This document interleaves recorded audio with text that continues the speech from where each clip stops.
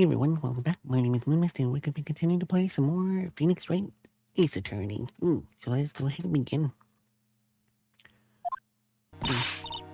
Good morning, sir, Mr. Wright. Good morning, Maggie.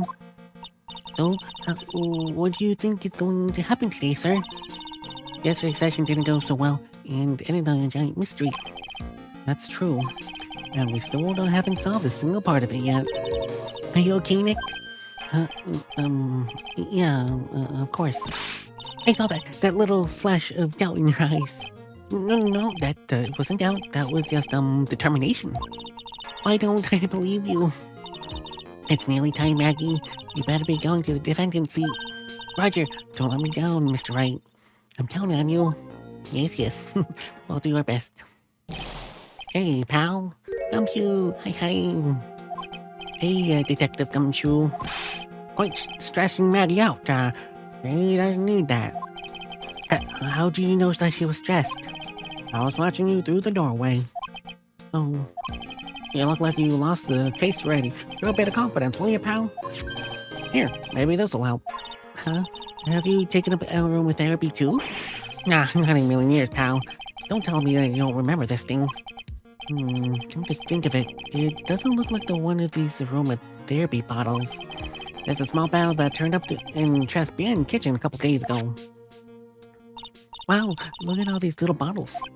Oh, there's aromatherapy oils. He got so many, they're overflowing onto the floor. Hey, wait a minute. This one bottle isn't different from the others. Well, what do you know? And it doesn't have a label either. And it doesn't smell. We finally got the analysis back from the lab. So, what is it? Is it poison? I'm afraid not, pal. It's, medication. Medication? Yeah, for the ears. The topical use only, apparently. For ears? You mean? Yep, that's the medication that Gleed was using for his ruptured eardrum. That was Ed Glenn's ear medication doing in the kitchen. Oh, of course. The classic kleptomaniac. But he's okay. What about the identified fingerprints on anything on that? Someone screwed up, so they only had time to analyze the contents of the bottle.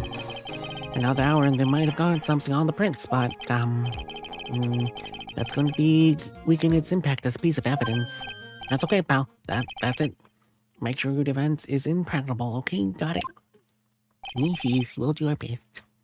Today's trial, I'm going to expose that guy for what he's done, or my name isn't Phoenix Wright. Alright. Okay. Think we're ready. Court is now in session for the trial of Maggie Bard. The defense is ready, Your Honor. Ready and waiting as always, Your Honor. Very good. Very good. Now then, we'll go underway at once. Yesterday we heard the testimony of Victor Kudo. He claims to have witnessed the defendant putting a powder into the victim's coffee. However, the witness testimony was plagued with a numerous of problems. The mark of the rim of the cup shows the victim drank from it with his right hand. But according to the old man's testimony, he picked it up with his left hand. Thank you, Mr. Goldot. Furthermore, according to the witness's account, the victim was listening to the radio with an earpiece on his left ear. Yet the victim's left eardrum was ruptured, which made him effectively deaf in that ear. It's amazing how many contradictions the single case has, huh, Nick? Now what now? Allow me to enlighten you, Your Honor. The world, you see, keeps turning, and we must turn with it. You've lost me already, Mr. Goldot. Don't let the mysteries of yesterday mystify you today. Only losers think like that. You got to change with the times. That's one of my rules. Are you implying that to resolve these contradictions? You know the answer to these riddles. You know the answer to these riddles? The old guy was just throwing seeds in here. He was just throwing us off the scent.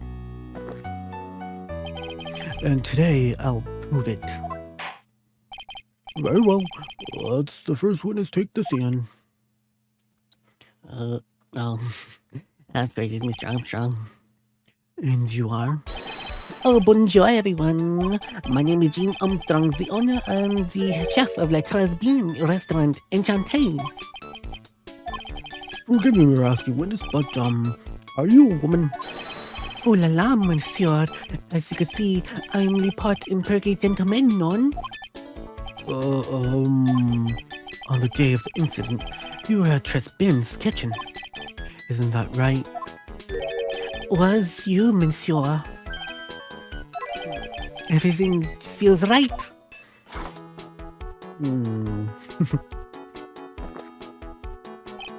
Huh. Wow, he's totally unfazed. Doesn't anything intimidate this guy? Very well. Your testimony, please, witness. Please tell the court what happened the day of Lizbie. Oh, volunteers. I don't know what that. I don't know if I said that right. It's okay. When it all happened, there was about 2 customers in the restaurant. I remember I was experimenting with some new art decors that day. Like having a large mirror between the tables for... Oh, there you go. Large mirrors. That's why the Mr. Kudo didn't see anything. That solved everything. There you go. Mirrors were in there. That explains a lot. Oh, perhaps that's what the old man was looking at. Oh, yep, there we go. La cup, la earpiece, and la glass. You would have seen everything in reverse, non? Yes, indeed. That would be the case. Mirrors. Oui, un grand mirror. La most enormous mirror. Of course. There's always a mirror the whole time. And suddenly the mystery disappears. Like I said, the world keeps turning, so roll with it. That would explain the coffee cup and the earpiece conundrum. The mirror would have made everything appear back to front. What the heck?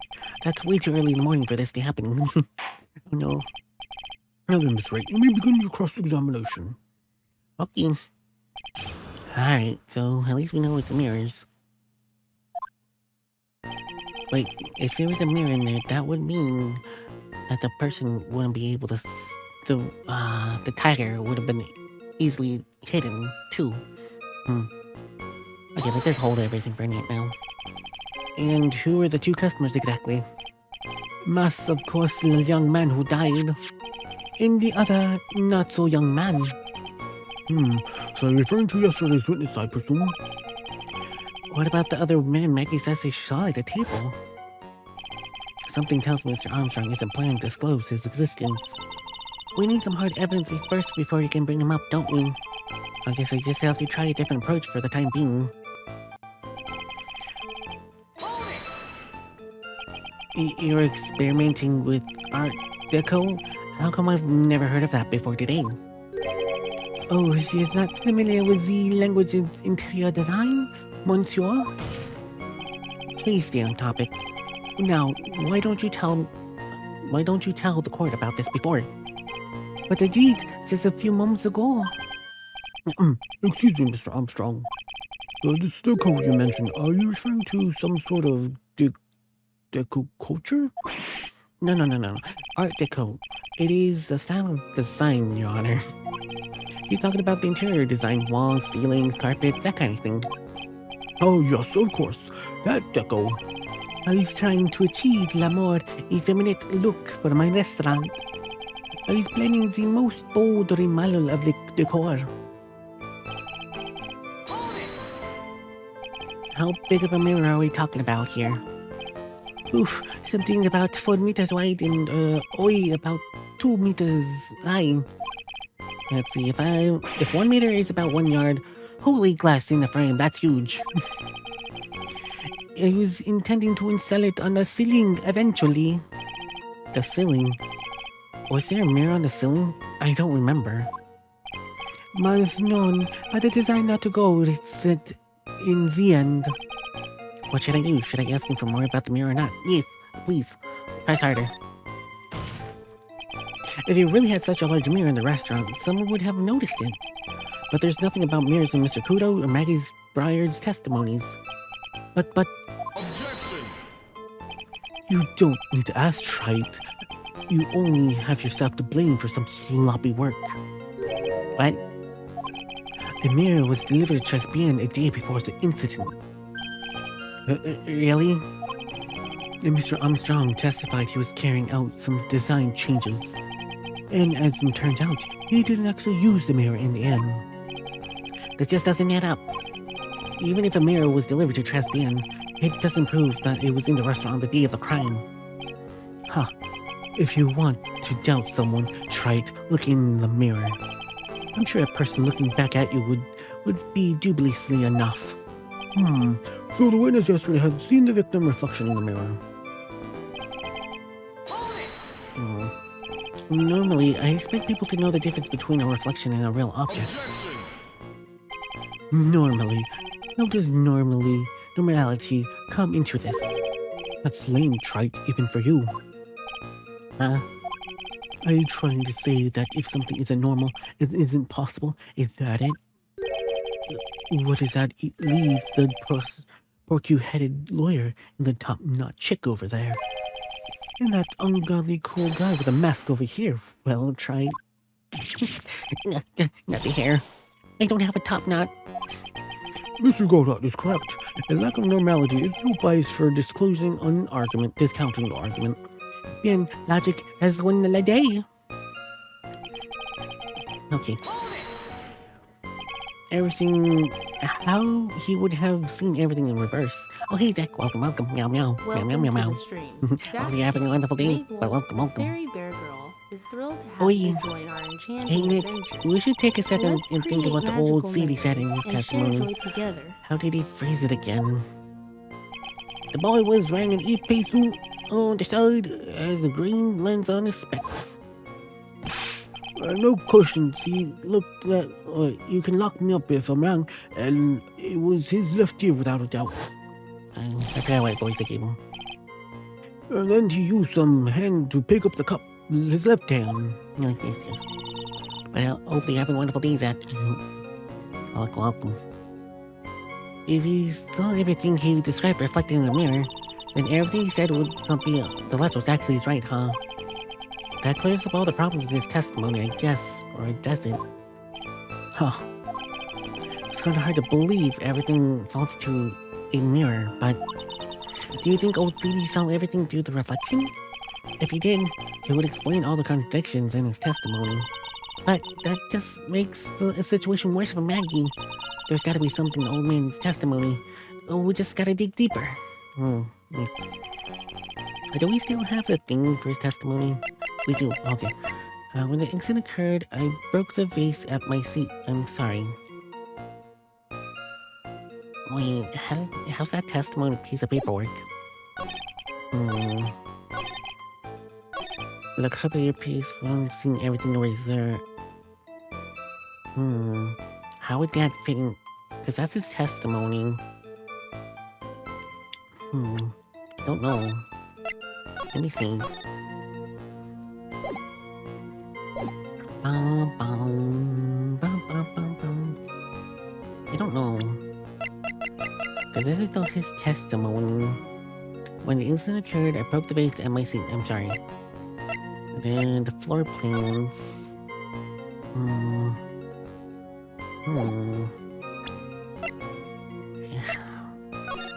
I don't know.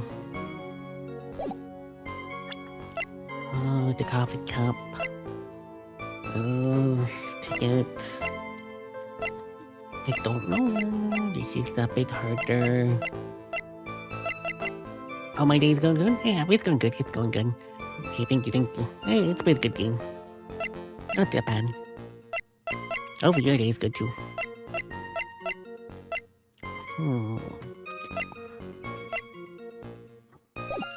The cup and the earpiece and the glass would have been seen in everything in reverse. Perhaps that the old man was looking at. Aww. You know it's kinda hard. Because the only testimony was this one. No. That does not work. That did not work. Yes. No, that did not win me anything. I pressed on everything. And they said something about using his testimony. But the testimony doesn't work for this thing.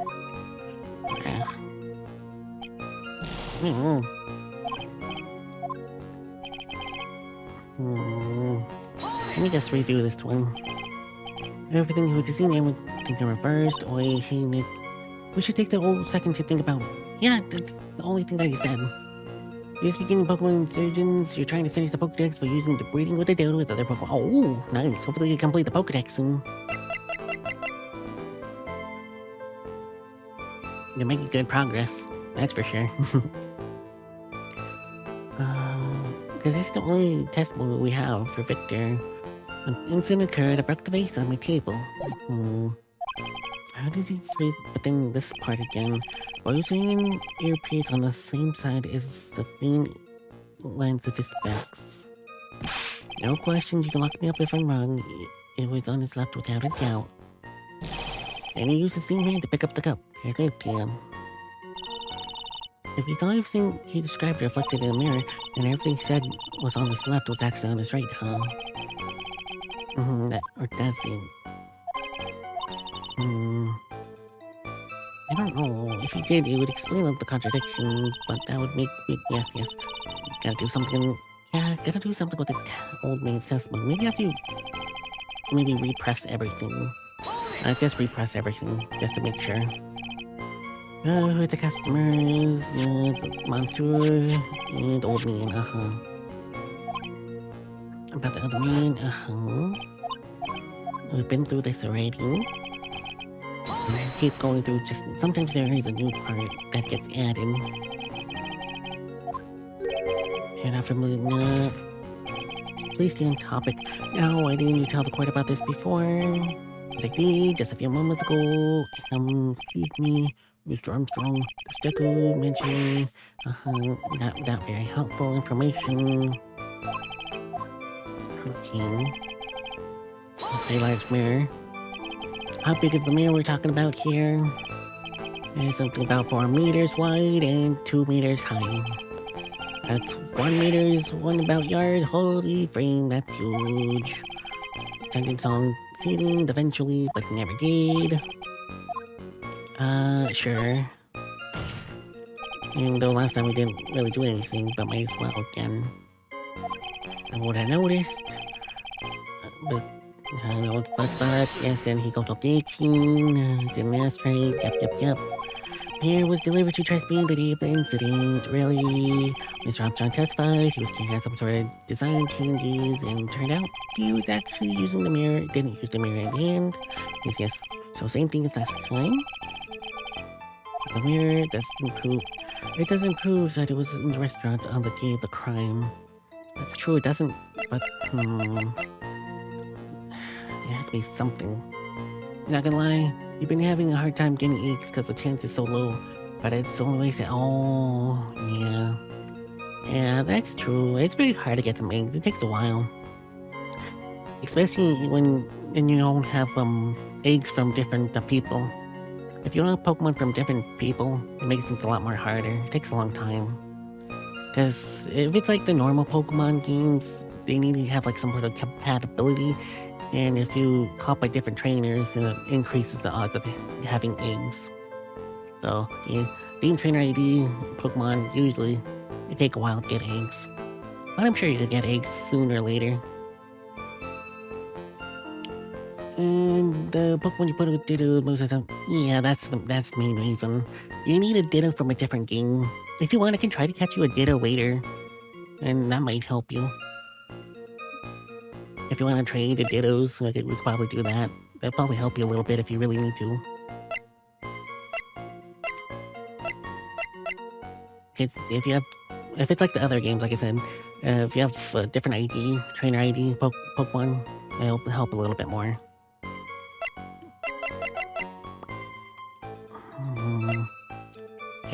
This is hard. It doesn't prove the restaurant date of the crime. If you doubt, try look in the mirror. Yep.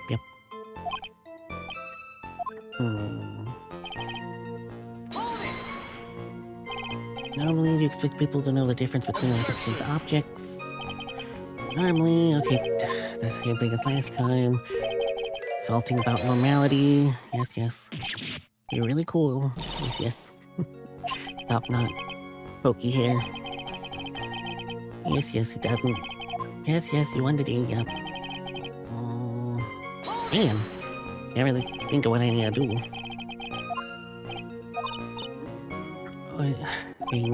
How do you phrase it? You think you'd be fine for now? You have time, but it gets even harder. Like, yeah, if you need to, just let me know, and I'll catch a ditto for you and trade it.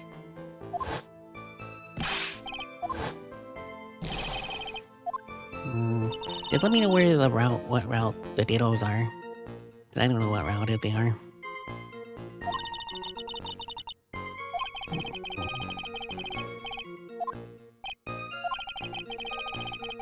I believe and think the mirror's fault. So you think the reflection. It also depends on where he put the mirror too. Maybe we have to do the floor plan maybe. Probably has to be the floor plans when I think about it.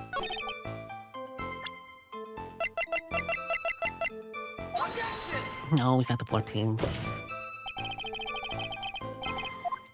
Maybe it wasn't the right spot, maybe? Okay, maybe floor plans on this one? No. That didn't work.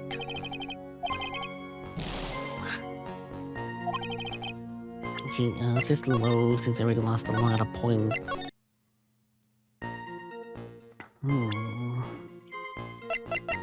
Something to prove that either the mirror wasn't there or the testimony. Philosophy, crime photo.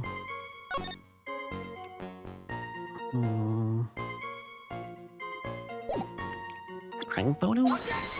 No. Dang it.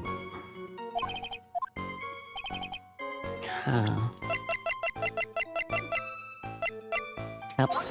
No, not the cup either.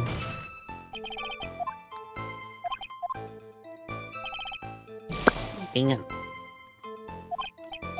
Okay. The cup in the air placed in the glass, it would have been seen in reverse, no.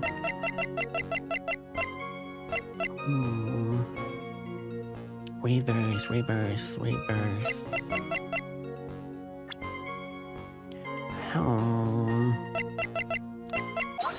Oh! The percent his portrait.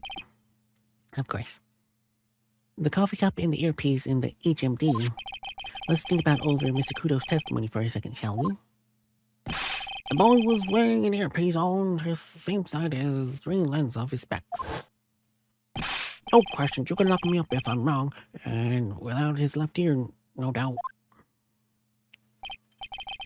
Let's see, also, when you were exploring, talk to NPCs, you found NPCs that saying that one of the Elite Four is trans, and she successfully succeeded in transformation. Ooh, interesting.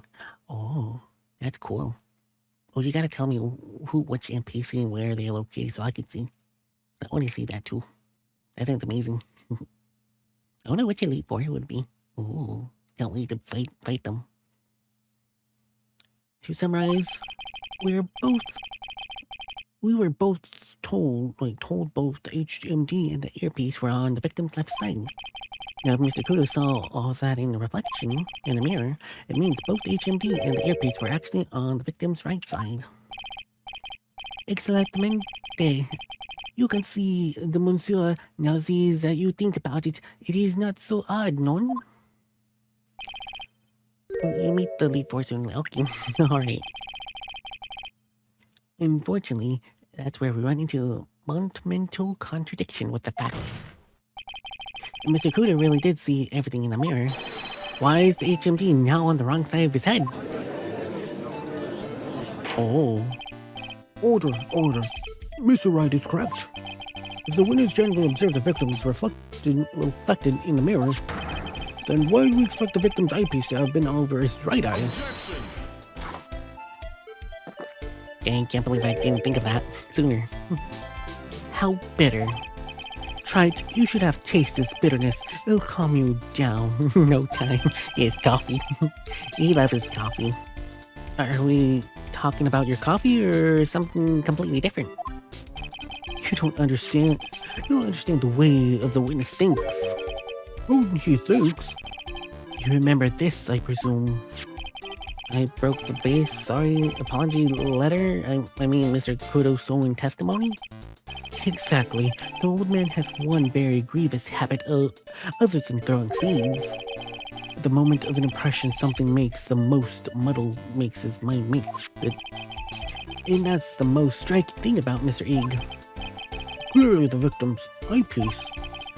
And that's my point. The old man strikes again. Mr. Egg's HMD made a big impression on the old man. Oh jeez, he's like, my second cup of coffee, third cup? I saw the earpiece and those newfangled speckles as he was wearing. Ah, yes, they were both on his left ear. Didn't you hear? His left ear. Huh. Very well tried. That's the worst, best impression of Mr. Kudo ever. Oh, I really thought he was an old CD for a moment there. Go not good. Oh geez. I know it's right, that's right. Yes, indeed. Enough. I must agree with yesterday's witness was irresponsibly rash in much of his testimony. Bad luck, Nick. Looks like looks like the boil of the contradiction you found is just rash. A mirror can't be beaten by a handful of seeds, nor can it lie. So, what exactly was the old man looking at? But listen, Mr. Armstrong. Go on, tell the court. We're all ears. Oh, hey, I can explain. Please, if you would look at the plans for the restaurant. Alright, now where's the mirror? Oh, is everyone sitting comfortably? The mirror was in the middle of the restaurant, dividing the two halves. This is the only seat from which you could see the image of the victim. He was seated at the table next to the victim. That was where the old man was sitting. Wait, I thought he was sitting on the other side. Weird.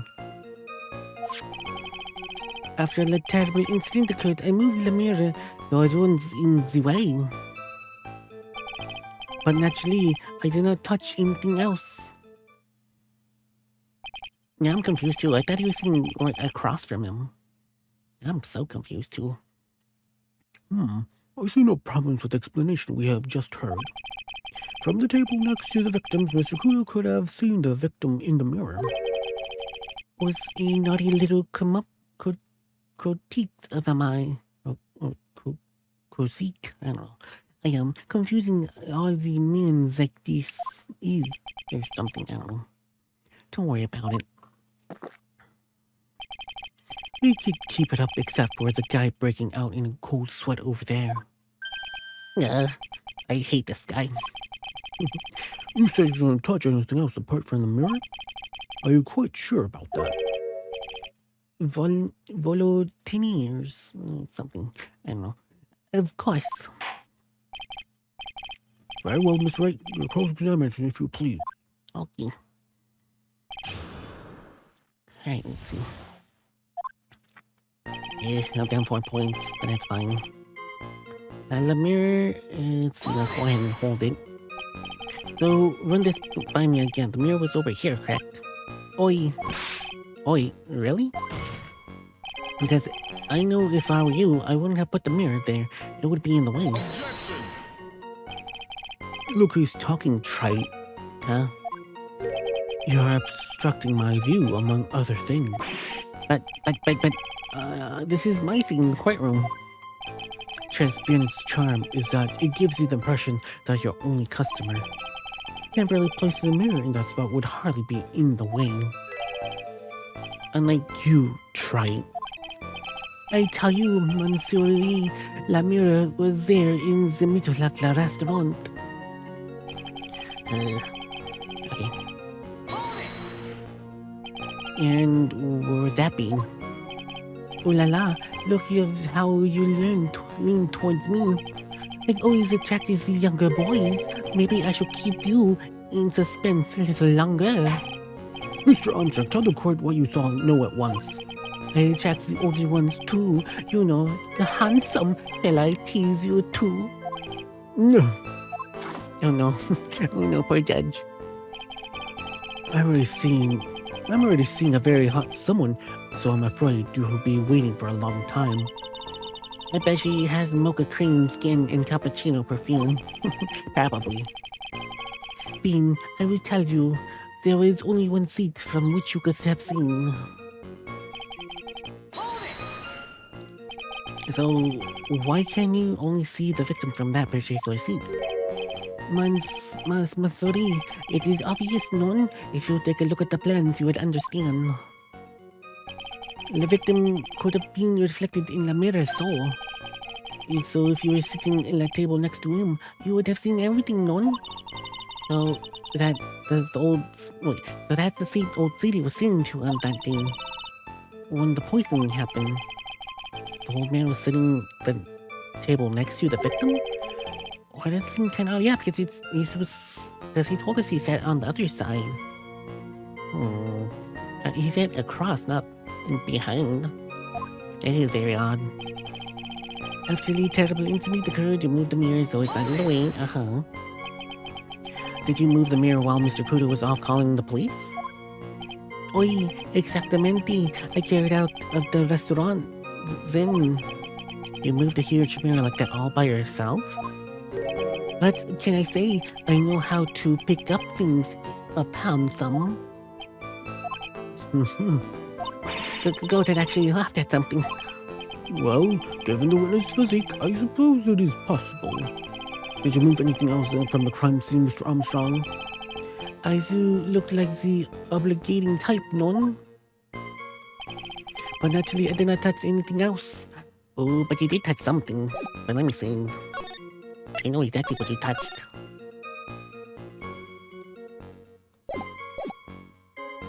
You touched the victim's small thing. Oh. I guess I can't make it. I can't make a connection. Because he stole this thing. Okay, fine. You don't see anything faulty with this one, fine. Yeah, but he did touch it. He stole it. Because he's kleptomaniac. Fine. What would it be?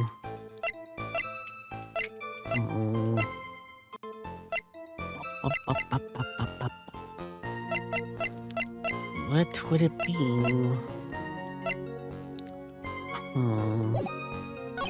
But actually, But what about the face that he broke?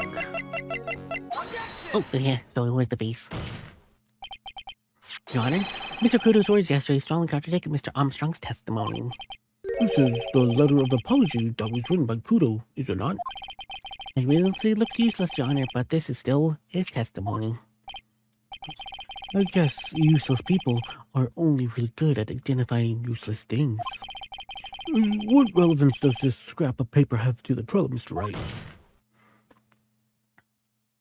Mr. Kudo's testimony is actually very relevant to the question in hand, Your Honor, because it very contradicts with this piece of evidence. The floor plans?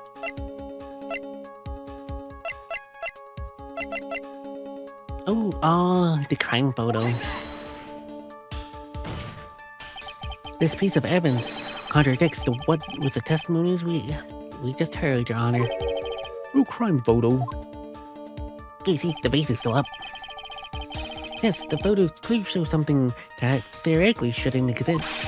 What on earth do you mean by that, Mr. Wright? Shouldn't exist, huh? Sounds like you are describing yourself, Trite.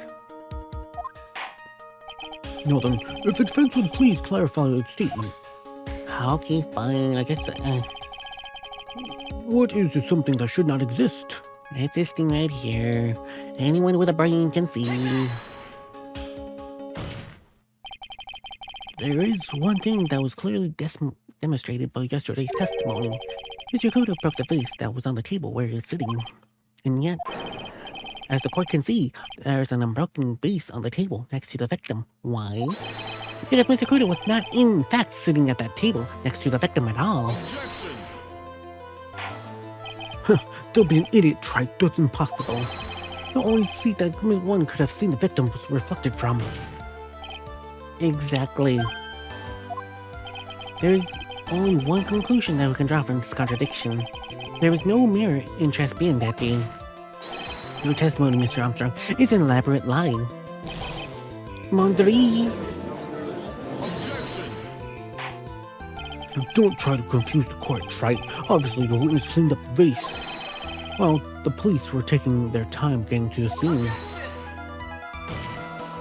Unfortunately, Mr. Goddard, that didn't quite work for me.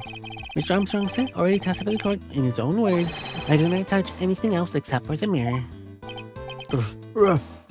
Oh, he's steaming. He's chugging his coffee. Well, witness, well, what do you have to say for yourself? People. I was right. There was no mirror in the restaurant that day. In the light of this revelation, we'll return back to the original problem. Why did the victim have an earpiece in her ear which she couldn't hear? You only get one shot in life.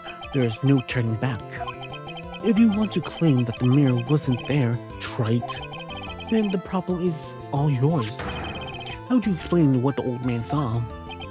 If I can't answer this, then I'll be much closer to the truth. I can feel it. Are you going to be okay? Can you really solve this contradiction, Nick? Probably not, but let me see. Okay. There's more than just this one contradiction, Maya. What do you mean? Remember what Maggie told us? There was another man at the victim's table. And there was a sample CD on the victim's table. If all flies in the face of Mr. Kudo's testimony. And I know the reason why in this case is acting up. What is it? Well, Mr. Wright, what's your answer? Yes, Your Honor. The reason behind all this contradiction in Mr. Kudo's testimonies is simple. The victim was a phony? Doctor made a mistake. Mr. Kudo made a mistake.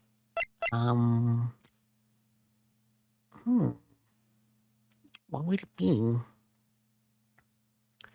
Mr. Kudo made a mistake. No, I don't think the doctor made a mistake. I don't think so. I don't know. Yeah, let's just try the ear doctor. We could just reload the save. I believe we're looking at the wrong way. It was actually the doctor's mistake. What? Yes, the doctor got the wrong ear. Well, I believe we saw an apostrophe report yesterday. One that stated the victim's left eardrum was ruptured and had medicine in it. I'm beginning to wonder if it is not your eardrum, Mr. Weiser. Not the plane of perception. Okay, so it wasn't that one. Okay, I figured. I knew. I just with a shot. Let me just load. Okay. There's another man. Yeah, let me just save a little bit more further.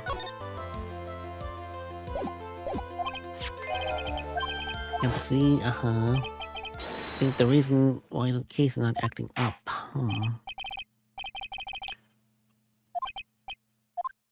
Ooh. Okay, oh, I can just save here. Okay. Okay.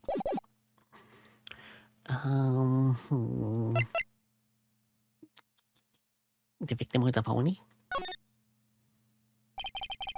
This case is riddled with contradictions, and yet the one very simple answer that clearly clears them all up. And what would that be? The incident Mr. Kudo witnessed and the incident the victim experienced were two completely different events. What?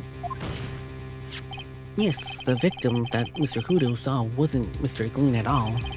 It was an imposter, a phony pretending to be Mr. Glean. Obviously, unlike the victim, there was nothing wrong with the imposter's left eardrum. That's how he ended up wearing the earpiece in his left ear by mistake. Hmm? I don't know. Ooh. Wait, are we right? Was that the actual case? Order in the courtroom, settle down, or I'll clear the courtroom. Wait, Gramps, why don't you clear out of here, huh? What did you just say? Right. Are you saying that what Mr. Kudo saw was a setup? Yes. Sometimes someone pretending to be Glen E acted out the whole coffee poisoning, all except for the purpose of creating a witness out of one Mr. Kudo. Get real, Trite. Why would anyone want to do that? Isn't it obvious? The thing that Mr. Kudo was most insisted about this with his testimony was, I think he was being confident, but he rethinks what you said and he acts bad as hobby. Yeah, probably. I don't even know. It confused me too, so I don't even know what's going on. Yeah. The servant girl was brought to me a cappuccino, but she put something in it. That servant girl right there, the defense chair, I remember her well. It's hard to believe, but there's one and only one reason Mr. Kudo thought. Wait, there's only one reason to show Mr. Kudo is the fake poisoning. To show that Maggie Boyard in the act of poisoning the coffee. Are you insinuating that the waitress the old man saw story was a fake as well? Is it true that there was no other customers in the restaurant at the time, but is it also true that the chef was there? He would have noticed what was happening. That's right. Well, witness, if your restaurant was really the scene of such theatrics, you would have known about it. Is that correct? Oh, la la. It is most difficult for me. No, it's not. It's quite simple. All you have to do is testify. You're under oath, after all. Was there, in fact, a phony at the Trespian that day? The defendant demands that Mr. Armstrong tell the whole truth about what just happened. Defense request for additional testimony is accepted. You will accurately explain the details the events in the restaurant that day. Oi. Oh, he's scared.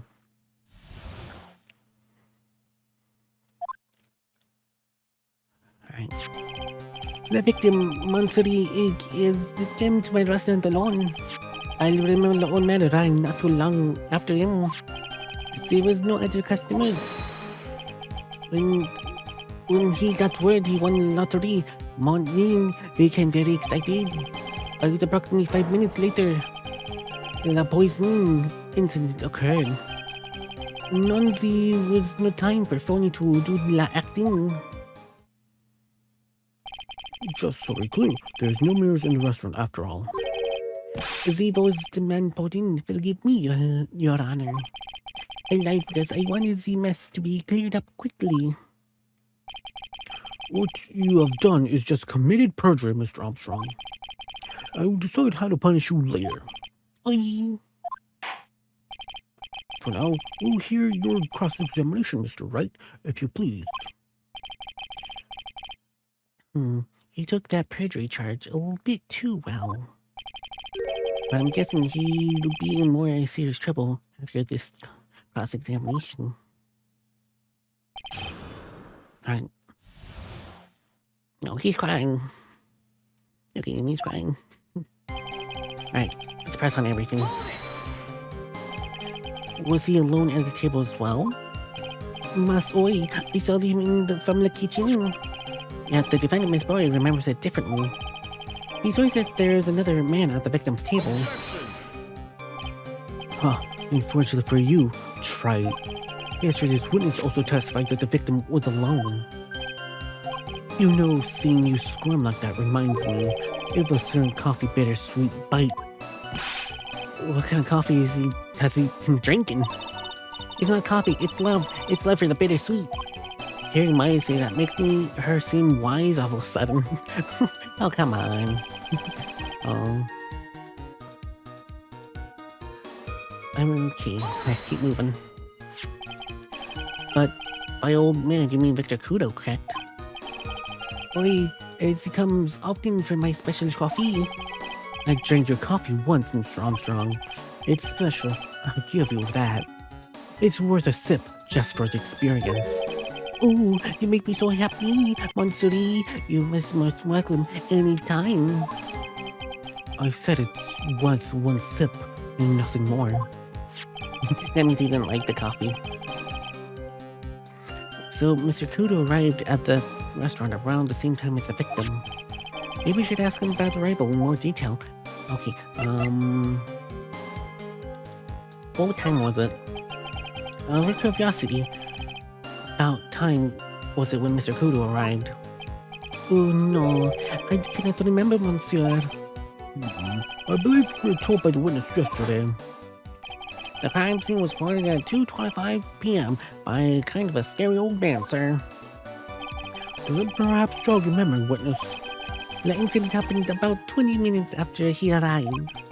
But the victim must have arrived between 2 and 2:10, no? Just after 2, huh? Thank you for your help in jogging my memory, monsieur. You're very wonderful. I can't sit here all the time and do nothing, can I? The time of day will be added to the witness testimony. Oi, monsieur judge, I do everything I do it for you. Merci bien. That's French, isn't it? Ha ha ha ha. I'm glad I'm not the least one person in a good mood. He's humming a song to himself. Okay, so you remember the old man arrived not too long after 2 p.m. What about the other one? Let me see. Okay, let me see. Just minutes between. Let's see what happens. Oh, okay, so we can't get the other one anymore. I see. So I guess this must be the right one. Are you absolutely sure about the time? When I think it was real hard, I'm sure it was just after 2, oi. It was the time that I stopped serving the lunch menu. Oh, quite right. I always take breaks for lunches when restaurants are serving their special. I've been known to wind up a case early just to make up on time. Haha. I guess you should never get between a hungry judge and his lunch. Oh, would you look at that? It's almost lunchtime already. Witness, get on with your testimony, please. So, your only customers were Mr. Kudo and the victim. How many times do you need to be asked the same thing, trite? You'll never catch me drinking the same blend twice. Huh? You're trying to establish the presence of a phony victim in the restaurant, but you're wasting your time. You can't grind birdseeds to make coffee if you catch my drift. But there's holes in the testimony somewhere. I'm sure of it. Did you see him? No, I was in the kitchen, but I heard him. I remember him shouting, yes, I have $1 million. Presumably the defendant heard that too, then, correct? Maggie, he looked so like a poor little frightened dove. And what about Mr. Kudo? Oh, the old man choked on some bird seeds and he got stuck in his throat. It seems we have yet another incident on our hands. And what were you doing at that point? Without any customers, you must have had time to kill. I am a multi-talented woman, Monsuri. Sorry, what do you mean? There is the renowned chef, Jean Armstrong, and the tragic poet, Clarice Armstrong. Clarice? Oi, I was writing a poem, an angry tale of the chef in $500,000 of debt.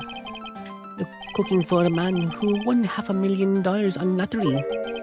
It is called Hoku Kui. It means why. Perhaps I could recite it in for the court. Please don't.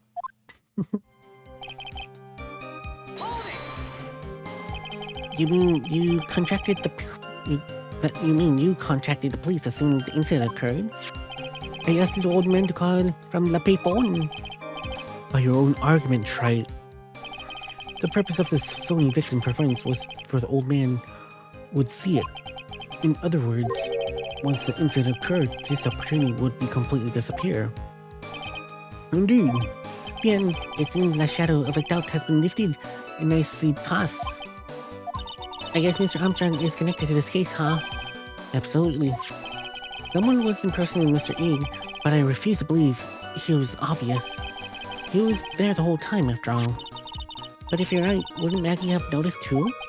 She fell unconscious when the incident occurred, remember? Ah, you mean that's when the phony staged his act?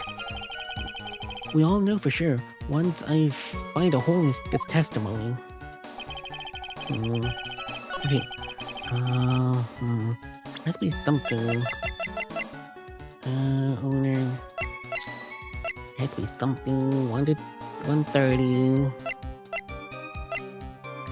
Means you could body searched. Oh wait, when is the radio broadcast? 130. Okay, so it's 130.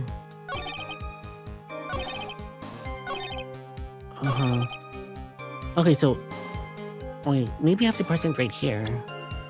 Because the winning lottery thing starts at 130. So maybe percent. Yep, okay. I'm afraid I finally got you, Mr. Armstrong. What do you mean? Of the time in question, the victim was listening to the radio with his earpiece. The show he was listening to was a Millionaire Radio. Each week they announced the winning numbers on $500,000 lottery ticket. Ozzy must have been the show Mon Egg was listening to. I can't see any problem with the testimony, Mr. Wright. I wonder. You say the victim arrived at the restaurant after 2 p.m. No? Oi, I'm sure of it. I remember it perfectly now. I know easy with time because I had just finished serving the lunch menu. Get to the point, Trite, if you have one. That show broadcast live at 1:30 p.m. It claims to be the most thrilling 10 minutes of your life. It's on air at 1:30? Not now. Supposedly the victim made some noise when it was announced that he won. And yet, I don't believe he cried of joy could have occurred after 2 p.m. Because the show had already finished more than 30 minutes earlier by that point in time. No. This victim would have been told about... The victim would have told about what has done nothing but the impossible.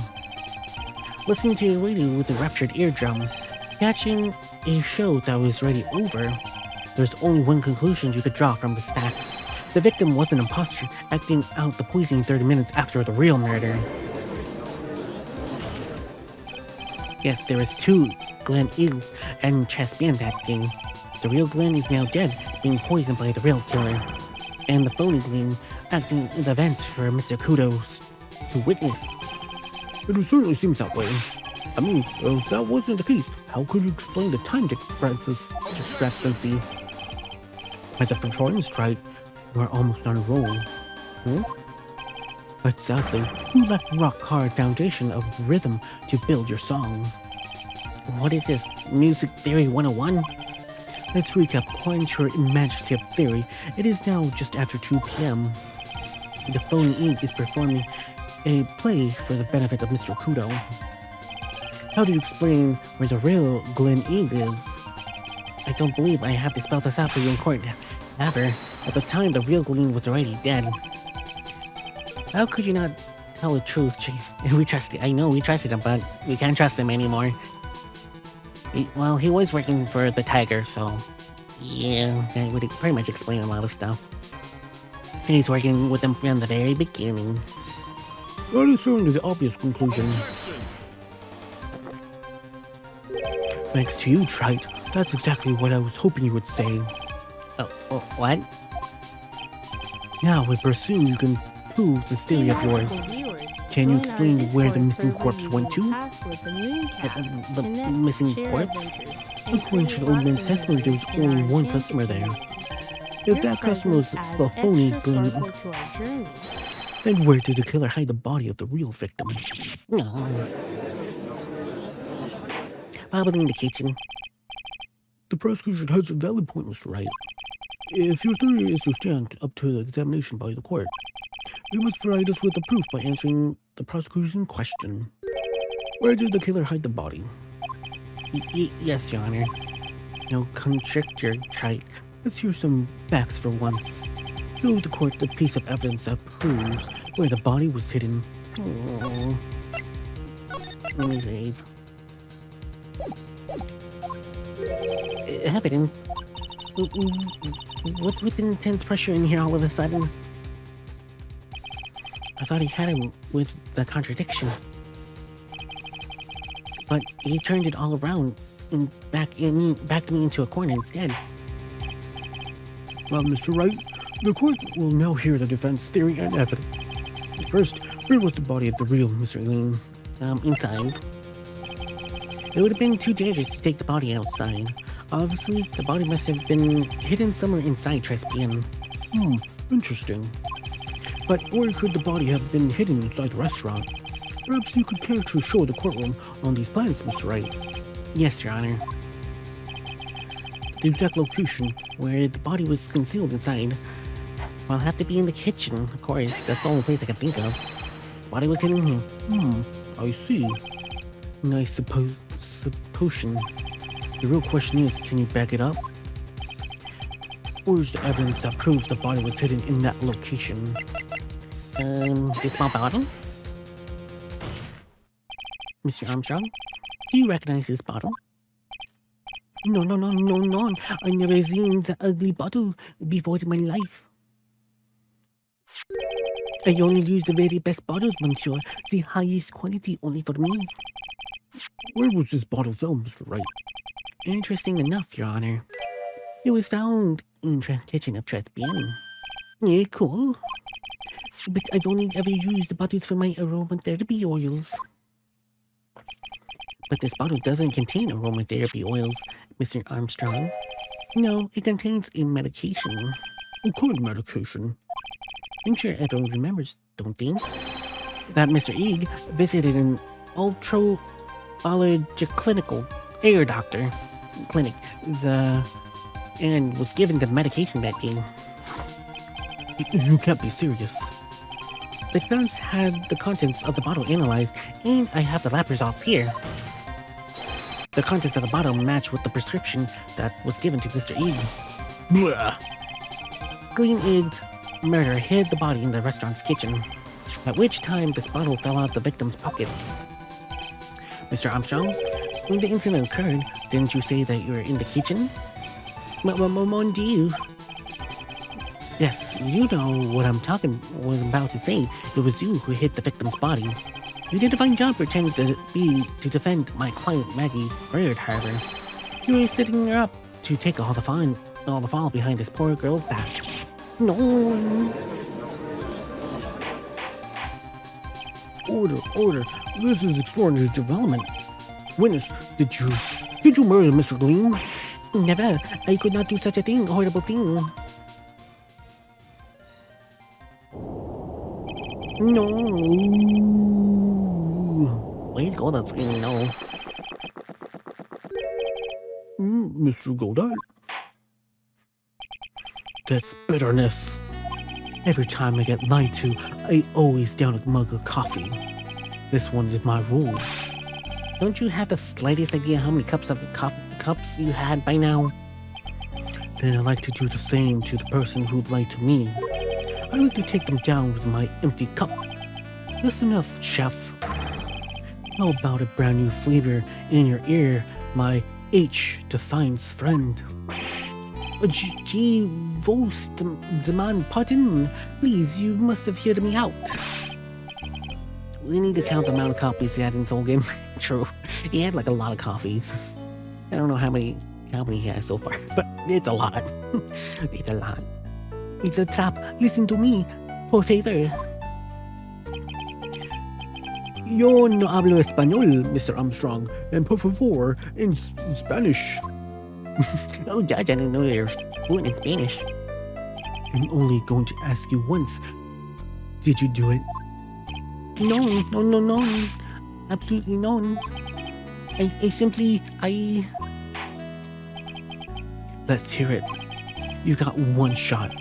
Right, Gramps. Witness, the court will permit you to take the chance to make one final statement. If you lie under oath again, Mr. Golda's coffee mug awaits you. And so does my gavel. Oi, it is clear. What do they always say in the movies? I got a bad feeling about this. Oh no. Very well. Begin your final testimony, Mr. Armstrong. The confession. It is true. I hit a body in Lucky June, and a man forced me to do it. I had no choice. And I had to go along with him, and because there is a reason why I could not refuse. But I did not kill him. I swear it. You must believe me. You were forced by whom? I cannot say, or I will be erased. Let's try a different question, then. When Mr. E died, was he really the only person at this table? There was another man. I knew it. Meg was telling the truth. You may cross-examine the witness, Mr. Wright. There's just one more thing I need to do. I gotta break this guy and get him tell us the real name of the real killer. Yes. The confession. Alright. Got to do it the reason. Okay, so maybe I have to present the loan. I could press on everything, but I have a feeling it might be the loan. But let me see. Yep, it was the loan. You had $500,000 debt, didn't you? $500,000? Is it true, Mr. Armstrong? Oh, sees the soul. Yeah. In the week I burned the money. This is Mr. Armstrong's Achilles heel. And that's why you couldn't refuse anything SCD of this man. Boop boop, here you go. Eat tiger. $500,000 loan from the black market loan shark. And you had no way of paying it back, did you? That's why you were forced to do anything this man told you. Oi, it is as you say. Mr. Armstrong. Like Tiger, he told me he was going to use my restaurant for business reservations. On the day in question, he was meeting the victim to demand you repay his loan. I don't know what happens like that. I just did what he told me to do. I had no choice. I carried the body and the unconscious Maggie out of the dining area and into the kitchen after I tried to forget what I've just seen.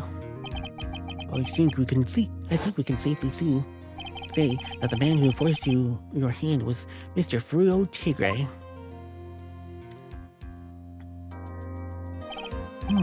I do have one further question for you, Mr. Armstrong. The poison in the lottery ticket was found in the defendant's apron pocket. Was that your doing as well? No, I knew nothing about that. Making it look like it was Maggie who had done it. He was despicable. Mr. Golden, you will witness Vryhoth as a witness. No doubt this case can be arranged today, so we'll adjourn for now. Proceedings will continue tomorrow. 30 minutes. What? Your trial will go on. I'll see to it myself. I just need half an hour to get this guy onto stand. Not 1 minute more. How the... Don't sit back and relax yet, Trite. No one knows if the chef is really telling the truth or not. This court will still go either way. Very well. Your request is granted, Mr. Goldat. We'll resume once Mr. Tigre is ready to take the stand. Until then, court is adjourned for a 30-minute recess. Hey, recess. We go on our recess.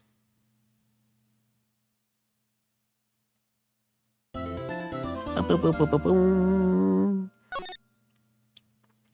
But yeah, that was crazy. I still got time. We'll see how long it takes. We're finally going to see Tiger on the stand. We almost got this case won, Mr. Nick. I wish I could agree. Huh? When I cross-examined Mr. Armstrong just now, he said he was just doing what the tiger told him to do. The Goldad picked up on it, remember? He pointed out that without proof, we don't know what he would testify is the truth. You mean, you think Mr. Armstrong was lying? I don't know, but if that's the line the prosecution takes, we could be in trouble. I get a feeling that we don't have a chance, have the case-making evidence we're going to need. Do you think? Nah, I don't think Armstrong's the killer. Definitely not. It definitely has to be the tiger. Hey, pal. Gumshoe! Detective Gumshoe. What are you so jumpy about, Detective? Your hair's standing on end.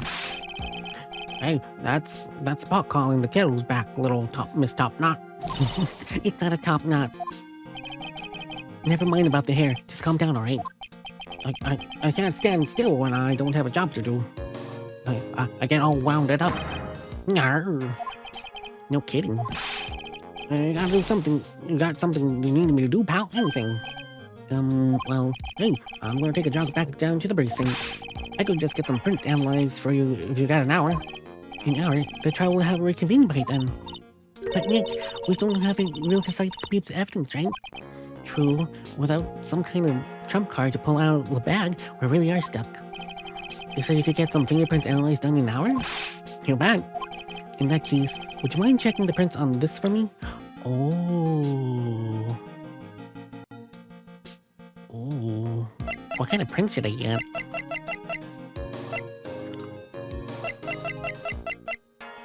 Oh, what do I need prints on?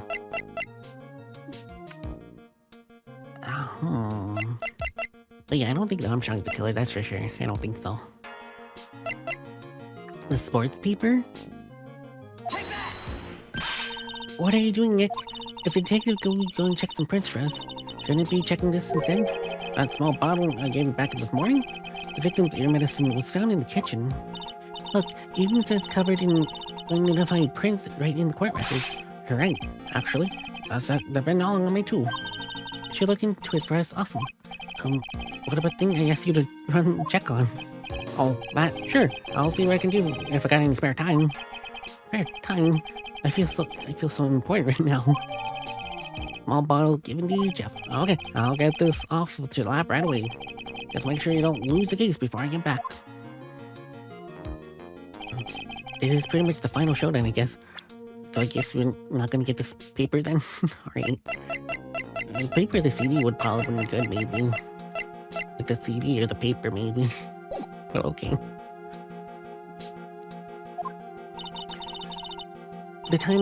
It's time to separate the phony from the real guy. Alright. Well, hopefully I didn't mess up. Hopefully not. Alright, well, now reconvene, Mr. Godot. Did you find Mr. Tigray? I even tamed him for you. It was a 3-cup job, no problem.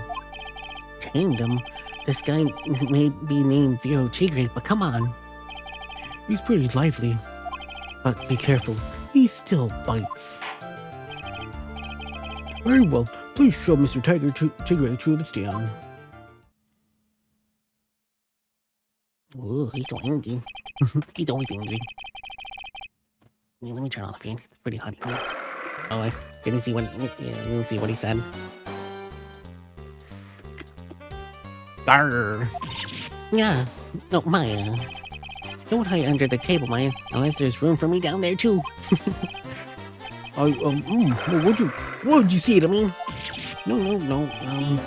Nothing. No, I didn't say nothing. Honest. Okay, I'll drink some water.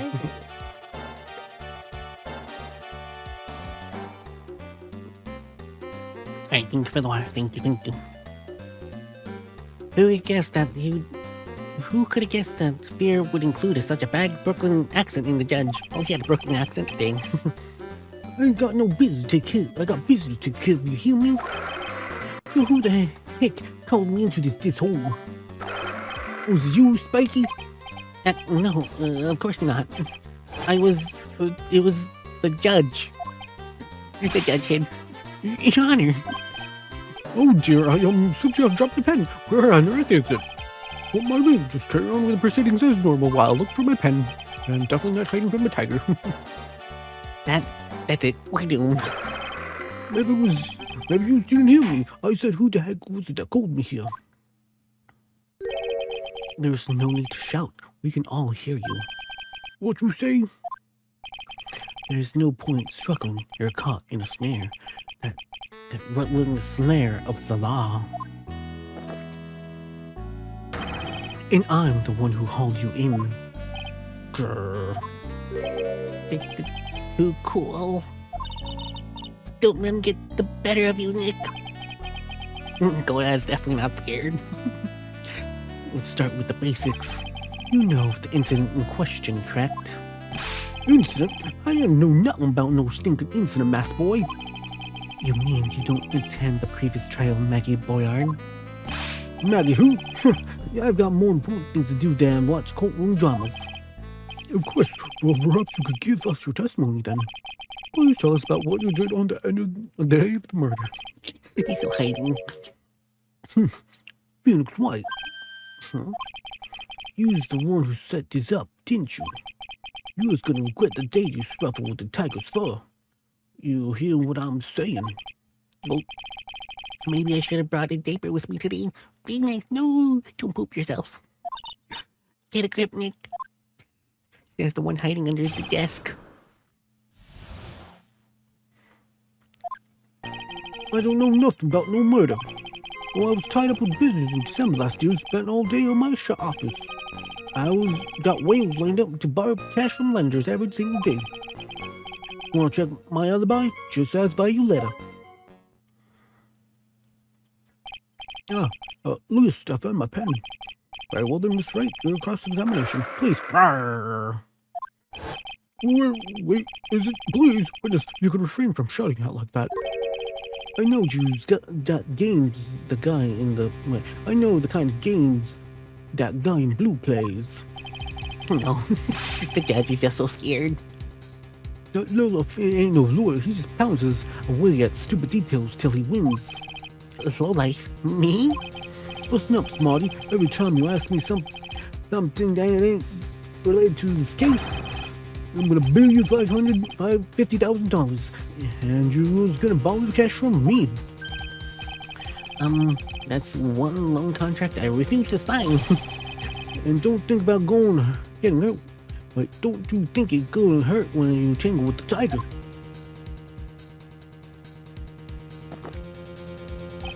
Huh. I love a good spectacle sport. It's just 1 minute. That lawyer is really not. The witness is... How could I put this? A hungry tiger roaming the urban jungle. Get on his bad side, and he'll bite everyone's heads off, yours too. Very well, I have no choice but to impose a penalty system here. You better be listening. I said I got business to take care of, big business. And if I don't spit now, I ain't gonna cast my bus. The court will impose a penalty for any relevant pressing of the witness testimony. Keep that in mind as you begin your cross-examination, right? Yes, Your Honor. You can do it, Nick. Come out from there already. Would you, Maya? Oh, Maya's still hiding. Okay, so we're gonna have a penalty if we press too much. Big business, but he still catches buses? Yes. He still catches the bus. Alright, definitely gotta save. This is gonna be a pain. Okay, so ain't nothing but the murder. I was tied up with business in December last year, spent your whole day. Got wheels lined up to borrow cash from a tender lender every single day. You wanna check my alibi? Just ask Violetta. Okay, so I'm gonna figure out exactly what I need to do. Wait, so you got this one, meet with the tiger on December 3rd, so... Tied up with business. Okay, so we got this. No, dang it. Your Honor, what do you think? I'm not sure if I followed clearly contradicts. No, he clearly said that he had to meet. No. Oh. And we're gonna have to owe him $500. $500. Hopefully not. But.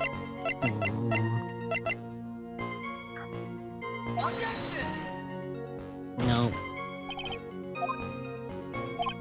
Okay, that did not work. Nah. No, it failed. Dang it. Now we have we got 2 shots. Okay, I lost. Bye, Maggie, I'm sorry. I'm sorry, Maggie. I failed you. Okay, let's reload. Hey, so... I have to think of something. Maybe I do... wheels every single day.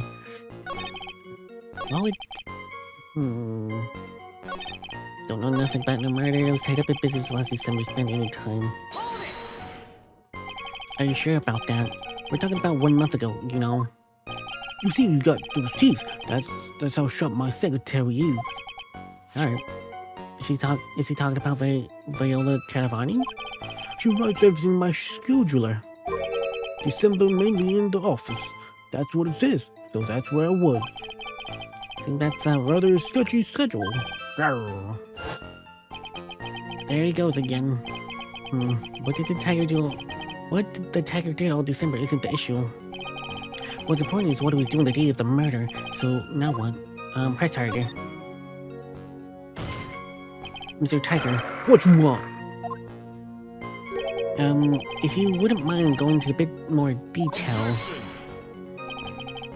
This is a dead end, Trite, and you know it. Remember the rules.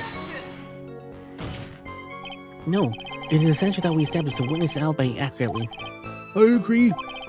The victim was killed on the 3rd. What were you doing in the office? Were you in the office that day too? Maybe you ain't listening. Of course I was. I never set foot outside. And I had a meeting all day with a bunch of cats waiting to do business with me. And ain't never seen that young kid before. I do believe the witness last statement was important. Mr. Gordon, if you could please. Mr. Tiger, the court asked you to add the last statement to her testimony. Don't let the animal beat you. Be a man, Your Honor. Just ask him yourself. Or judge. Okay, maybe now I could present the, thing.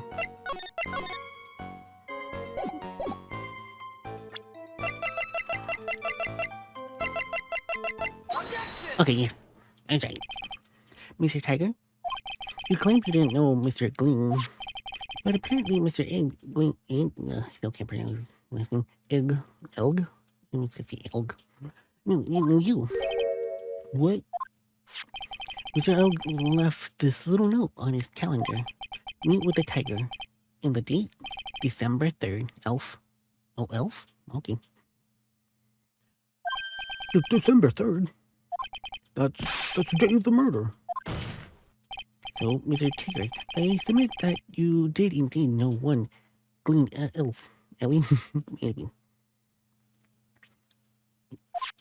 Because the very next day of the incident, you met with him.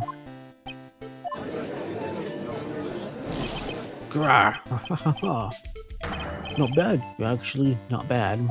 Bob. Maybe. It could be Bob. Sorry? You were just messing with you.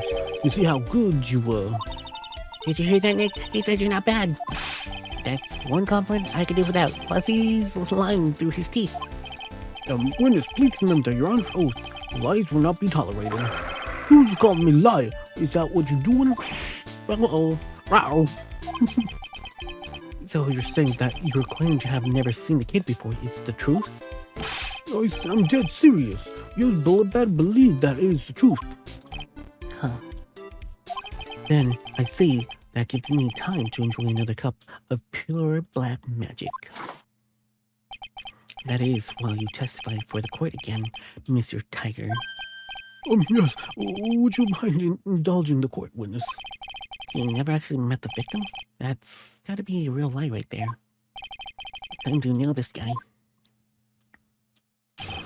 The victim. Okay, we're making progress. Ain't no lie, never met Glenn. There was some lame guy with the Latin name Bill wanted to borrow some cash from me. I said I'm meeting with the guy at my office, tender lender. I was waiting for him, but he never showed. I ain't never been to the Trisbin joint, you hear? I see. That all seems perfectly logical. You had arrangements to meet with the victim, but he didn't show up. I've heard it's pretty hard to keep appointments when you're dead. Very well. You may begin your cross-examination, Mr. Wright. Yes, Your Honor. Don't I tell you I got big deals going on today? Ain't gonna make my bus now. I'm gonna have to take the express train. That bill's going straight to you, right? Uh-oh. Yeah. Now he's gonna take the express train.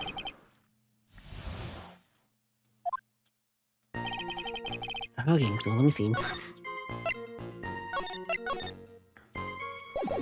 Okay, so ain't no liar. There was a slim guy that wanted to borrow some cash. Had a meeting with the guy at your office, telling the lender. You wanted to wait for him, but he never showed. He could have bought his own. True, he should have a lot of money. He could afford his own car at this point. And he also has that scooter too. Don't forget the scooter. He never been a Trisbin. How can I prove that he's been a Trisbin?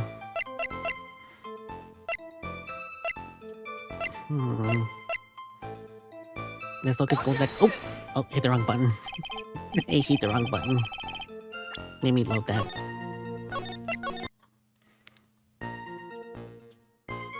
Oh yeah, that is quite the gold necklace. It's just teens. It's just teens. It's just a golden chain, clearly. Okay, so how can I prove that it was at the off over there?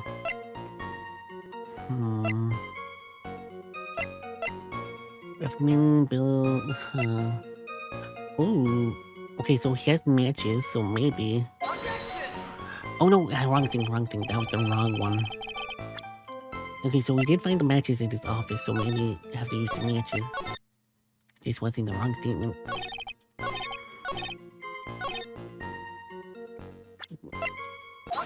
Yep, okay, I was right. Mr. Tiger, is there something you'd like to tell the court about these matches? Matches? What you talking about? We found them in your office at Tender Lender. They're from the restaurant. What? If you've really never been to Trisbin before, what was the book of the restaurant matches doing at your desk? Oh, you've been stupid around my stuff too, wise guy? What, you ball and chain? Ain't got no board controlling me. Order. Now, witness. It's time that you started telling us the truth, don't you? I'm so sorry. Tell me sorry. Forgive me.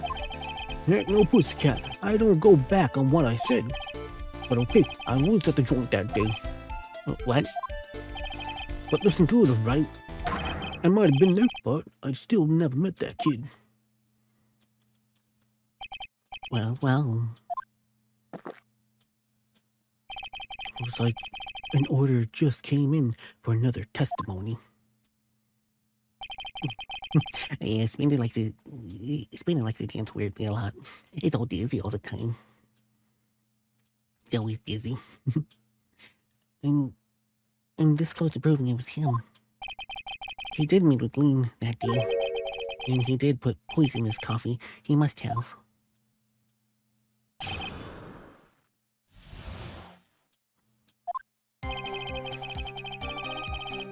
I was supposed to meet with the kid at the restaurant that afternoon. When I opened the door into the joint, I saw one ugly scene. That guy was laid out all over the table, stripped as concrete. I figured if the place wasn't hot already, here it was going to be, so I split. I had the cop signs on my way out and went straight to the back to my office. I see. They didn't actually meet with them at the end then. Well, Miss Wright, your cross-examination, please. Yes, Your Honor. Hold it. If I wait around here any longer, I ain't going to be making the normal express. No more stupid questions. Huh. No problem. Anytime Sprite presses you on something irrelevant, I'll see he pays a penalty. Mr. Coulter, that's my job. Your job is to slam the little hammer of yours and call a guilty verdict. So do it. Yes, sir. Special expense ain't cheap, right? So just so you know, since yours gonna be paying. Oh, man, doesn't the rules of law mean anything around here? Probably not. But so far, I've been doing pretty well with depressing. So we don't have to owe him too much money.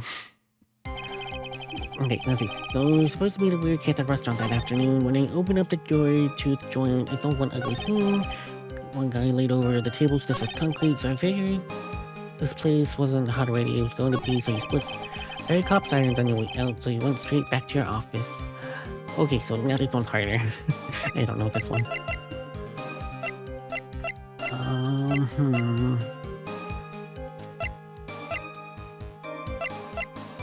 Okay. How am I supposed to prove?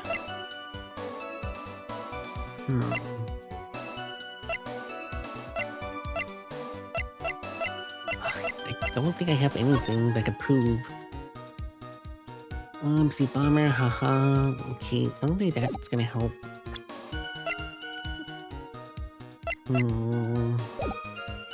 Where the cops or sirens? I figured this place wasn't hot already. It's gonna be. This guy was laid over stiff as the concrete. How do you know he's stiff as the concrete? You mean you saw a gleam dead body? I guess I did, but I only saw him from behind.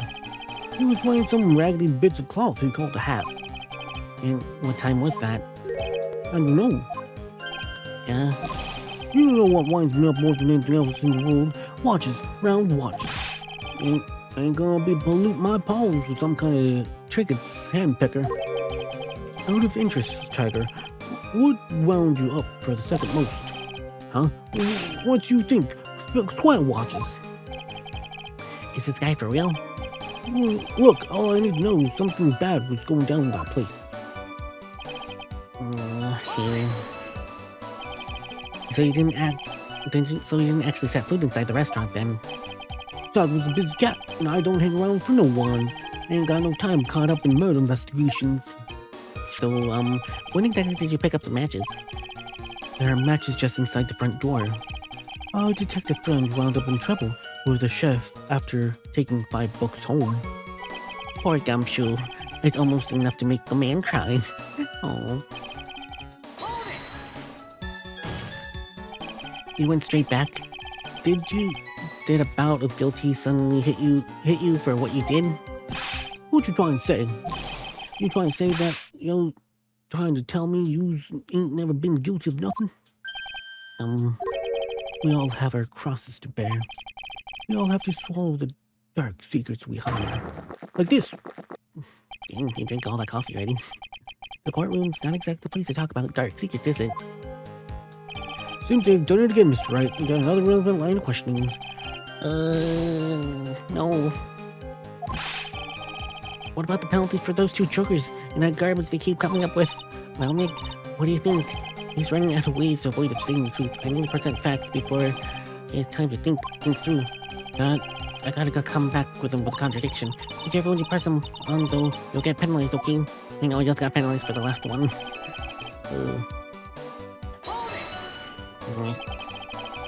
So meeting up wasn't due to take place a 10 years later then? No. The kid was making buzz about coming into office. It was always the way when you want to talk about repayment. Even though I got the best punch bag you ever seen, if there's any real issues. Maybe it's because of those punching bags the people are scared to come. So why did you decide to come meet at Traspian? Oh, you were going over the old ground again, Trite. Sorry? You just earned yourself a penalty. Now, suck it down. No, dang it. Thank you, sir. May I have another? Ugh, that didn't work. Or at least gotta reload the save. Not actually seeing what you mean. This one had already told us tribe, which makes that question irrelevant. But...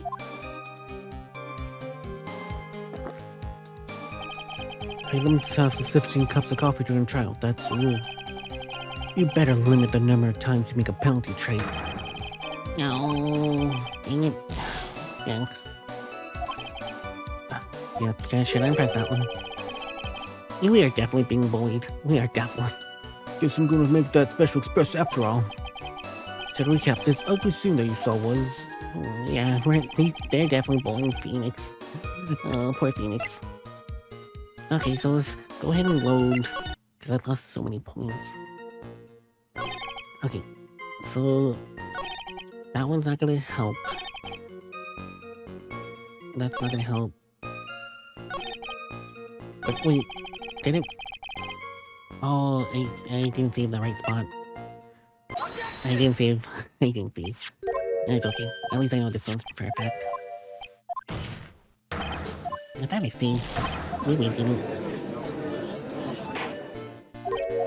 I just skipped through this. But yeah, we're definitely getting bullied right now. Poor Phoenix.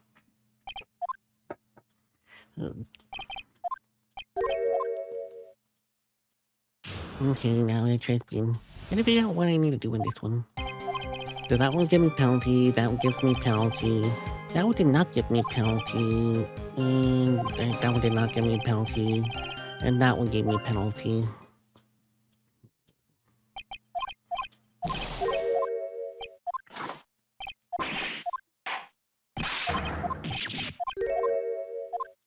Easy.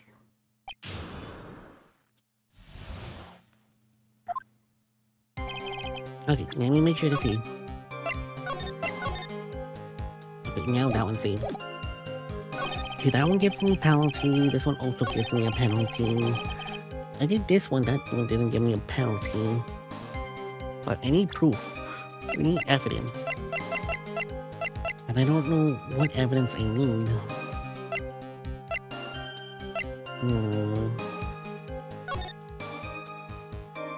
Maybe the floor plans, maybe? Hey, wait, the floor plans, how could you see it? Of course. You're something of a loan collecting pro, aren't you, Mr. Tiger? No one escapes Tiger's clutches. Well, I'm saying something of a lie detecting pro. And no one escapes the Phoenix Wright's clutches. And I think it's time we got through something straight. What is that, Trite? A new line of irrelevant questioning? These are the floor plans of this crime scene. You say you were standing at the entrance, Mr. Tiger. From there, your field of vision would have covered the area something like this. Indeed, the witness could have had a clear view of the victim's seat. But there was a barrier. Isn't that what I just said? I saw the back of the kid's head. Unfortunately for you, that is not possible. If the court would think back, you would remember between each of the tables is a tall partition. Why, that's true. Now look at the plans again. The truth is painfully obvious. From the entrance, the field of vision of any customers walking in ends here.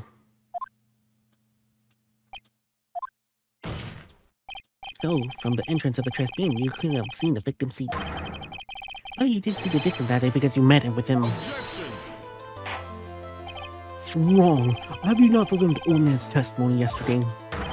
The victim was alone at the table. But the defense just proven the point to be moot. The victim witnessed by Mr. Kudo was not Lin, but a fake. What? In order to have Mr. Kudo falsely testify, the real killer posed as the victim he had just killed to act out his charade. That will do. Your trial has gone long enough without any obvious questions being answered. Who exactly is the real killer? Who impersonated the victim? You say the killer murdered Gling, and then impersonated him as in the performance for Victor Kudo. In that case, Mr. Wright, reveal the identity of this criminal to the court. Now that's easy. Tiger. Obviously, the killer is pure Tiger. No one else could have done it. What? Well, witness? Yeah, no, that. Now that's cute. Yeah, I was think you can pin this on the tiger. Maybe you didn't understand the tiger's the king of the jungle. So it dares you to say it again. Come on, you got guts. You can't threaten me, Mr. Tiger. It's the defense. Go on, tell Miss Witness, Miss Wright. Miss Wright? Sounds like to me it must be you, old man. You've got guts, I'll give you that. Miss Wright, don't leave me to handle this alone. Yeah. Perhaps I can end this embarrassment. Mr. Godot, let's just go back over Mr. Kudo's testimony one more time. The old man did not just see the victim. Oh, no, no, no. The server girl brought me the cappuccino, but she put something in it. There's no question about it. She very conspicuously put some white powder in there. That was the victim. That was the victim. He saw the reveal victim or not, but that doesn't matter. The fact remains he saw the accused put poison into his coffee. Yes, it was the waitress who poisoned the coffee. Very impressive, Mr. Godot. Waiting for my absence to launch your attack. Huh. Found your pen at last, Trite. It was in my pocket. But anyway, Mr. Kudo witnessed two people that day. He saw the victim, the supposed Mr. Gleam, and the waitress from behind. Yes, your point was right. I think the conclusion is obvious. If this Gleam was really the killer in disguise, then surely it is possible the waitress is also part of the show. What do you mean? The waitress is an imposter as well? The defendant, Miss Boyard, fell unconscious immediately after the incident. So someone used her fainting to hatch an elaborate plan to pin the murder on her. Who on earth was it? Who was this waitress that Mr. Kudo witnessed? Oh, that was easy. It has to be Viola. Who is this woman? Her name is Viola Cabernet. She's an employee of Tender Lender. Who's making a big mistake? Do you know who Violeta's grandfather is? You better be going home in the Elmer truck tonight if you know what I mean. Stop shaking it. Where was I? Yes, the defendant, Miss Bard, had stated the following. Well, when I took the coffee over to the victim's table, it's true there was another customer at the restaurant. She was sort of creepy. She kind of had a cracking laugh.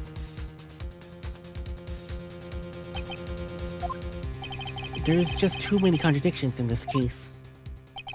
The second man at the victim's table who nobody but Miss Bard seemed to have seen. An earpiece worn by the victim in his left ear when the eardrum was ruptured. And the radio show he was supposed to listen to half an hour ago was over. There's only one logical explanation that clears all of these contradictions.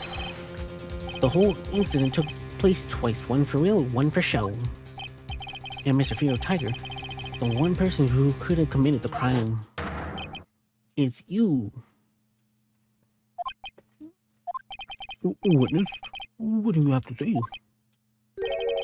That's cute. Sorry? He's alright. I could do a guy with you around. What do you mean? Okay, I'm in on this game. I'm going to have a charter jet get me to my meeting now, but... Okay, now he's upgrading to a charter jet. Great, that's gonna be very expensive. I'm gonna give you one more thing to think about before I go. Something to think about? You've got it all wrapped up nice, huh, right? But you missed one real important thing. But that can't be. I was in the joint that day, and I met that kid too. But I could not poison him, you hear? What? Do you really expect us to believe you, Mr. Tiger? Oh, what a troublemaker. Troublemaker. Looks like we're going to need another one for the road. Who's giving him all these cups of coffee in the first place? one more steaming cup of hot testimony. Indeed. Witness, you will explain yourself to the court. I will give you one more chance to testify. What happened to the day of the trespass between yourself and the victim? Gumshoe, hurry up with the evidence, please. Yeah, I loaned Ig the cash about $100,000. That day we were due to having a little chat when the kid had his pay date. When the kids hit the pay date, see. So anyway, he tells me he was got no way to pay up. I'm about to flaunt the guy when he starts screaming. Yes, I won him for $1 million. He got lucky, you know, real lucky. If the waitress hadn't done what she's done, everything would have been over. What did the waitress do? Now, we'll see the principal amount you loaned Mr. E was $50,000. Well, yeah, well, you got the vague take into account interest builds up fast, you know. That's faster than fast. 100,000 is twice as the principal. And the employment time was December 3rd, the day of the incident in question. Yeah, he was one lucky kid. He got $500,000 just in time. So I ain't got no reason to kill the kid. And I ain't got no motive. He ain't got no case. His motive, he has one, but what is it? Oh, I know. He needs to pay more money. He needs the money for paying Viola's grandfather.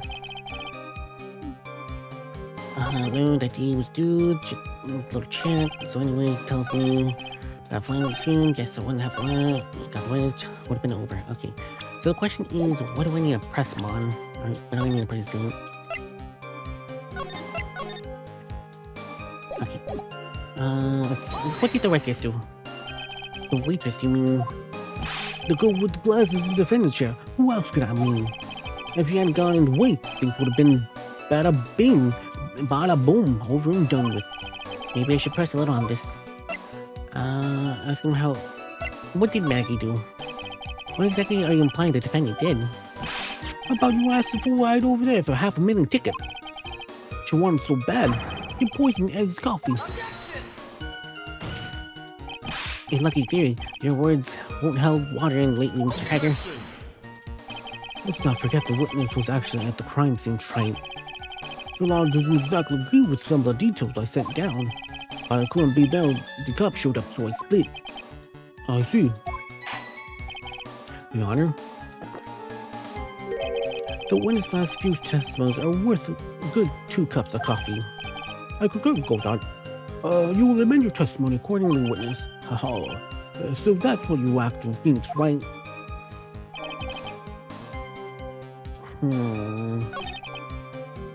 No, so we amended it. Thanks to what she did, my business with the kid was over.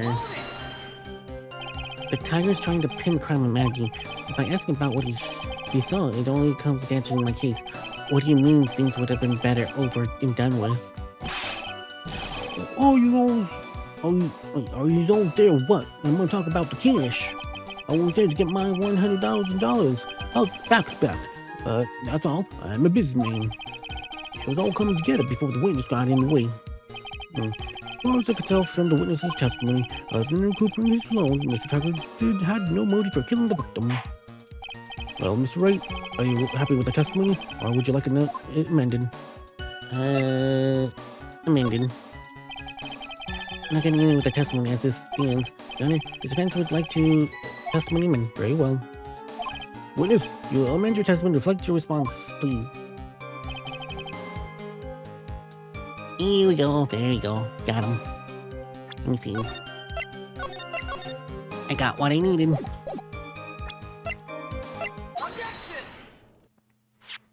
So you're intending to just get the $100,000 from Eve you owed, correct? I don't got the cash, so it's my right. Unfortunately for Mr. Ig, $10 wasn't enough to cover it, was it? Huh? About 6 months ago, you were involved in a traffic accident, were you not? Weren't you? An accident involving a car and a scooter in which a young woman was injured. She was taken to the hospital where she underwent surgery. Where did you get this information? Medical paper documents of the treatment of a young woman in question. According to these, her operation cost $1 million. Payment for those expenses was due December of last year. And it was paid in full. $1 million? That is preposterous sum. Someone should sue those HMOs. No one would pay a bill like that.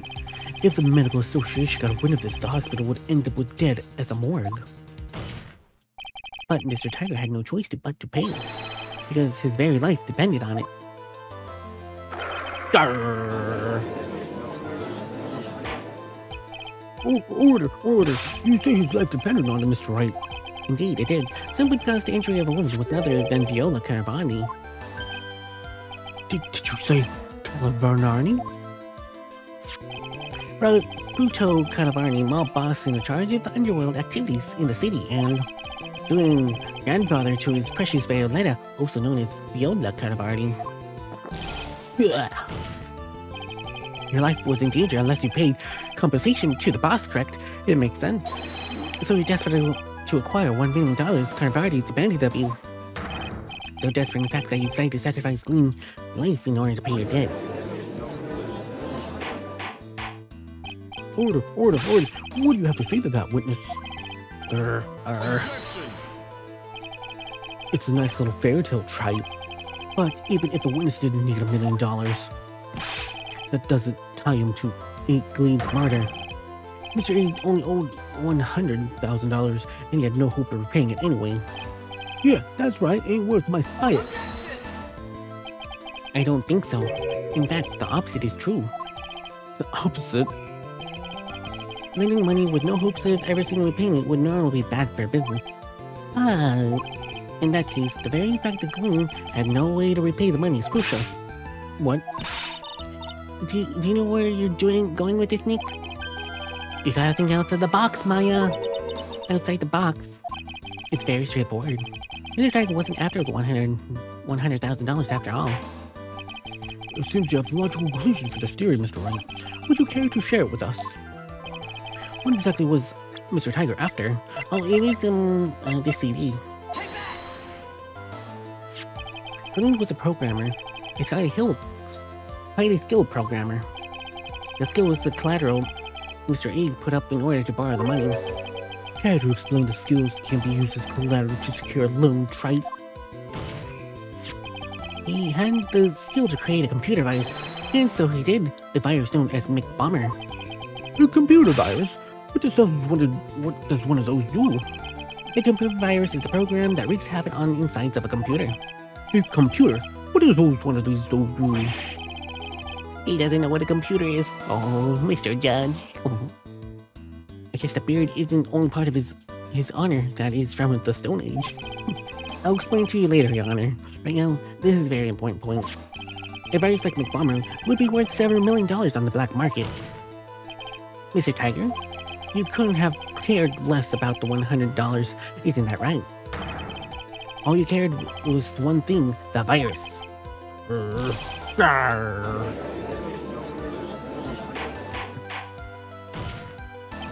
On the day of the murder, Mr. Tiger's sole intention was to get his hands on the CD.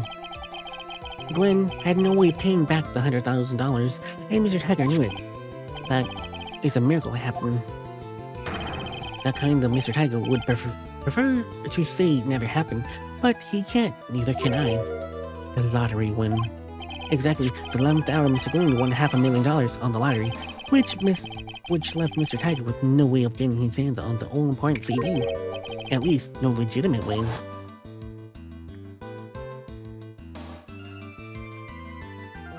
And he put the poison in the coffee.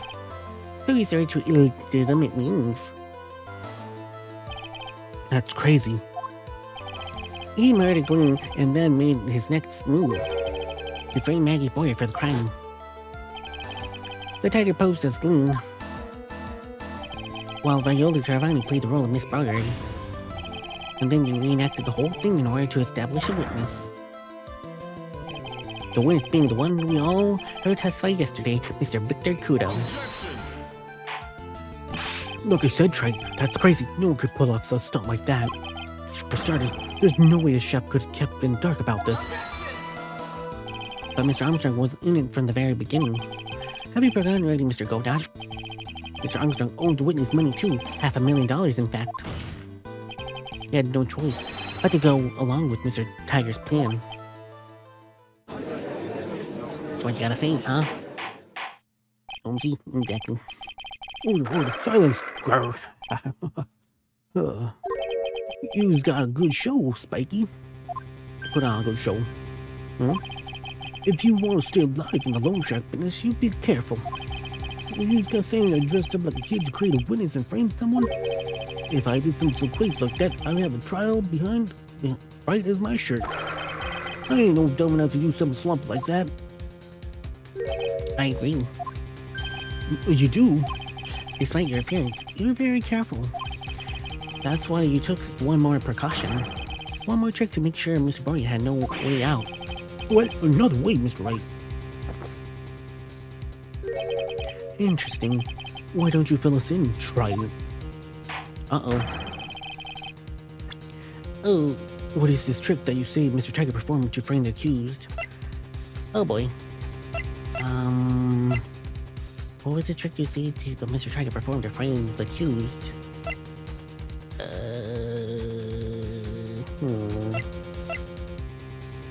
Trick to frame the accused.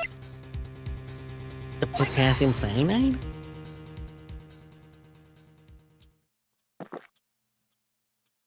No, I don't think that's it.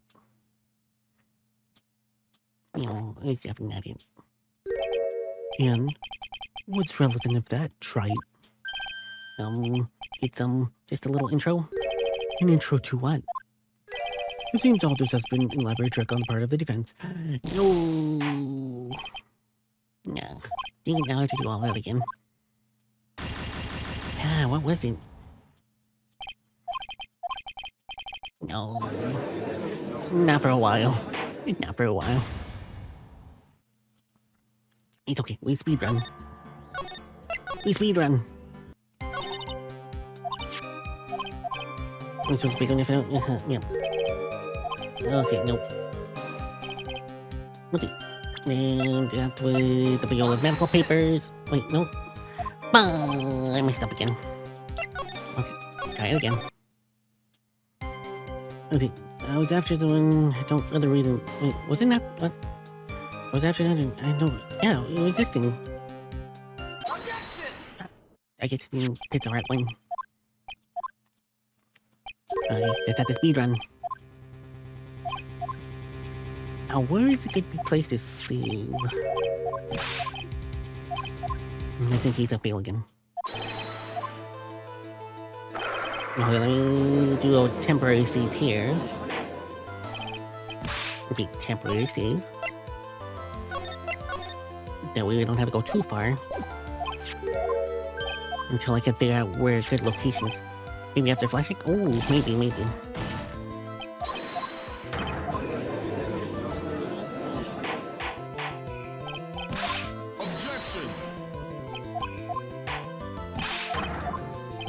Yep. Oh yeah. Oh yeah, Caspakine. It's a pepper Pokemon. Yeah, he is a weird green torchic, basically. it's a hot pepper chicken, basically.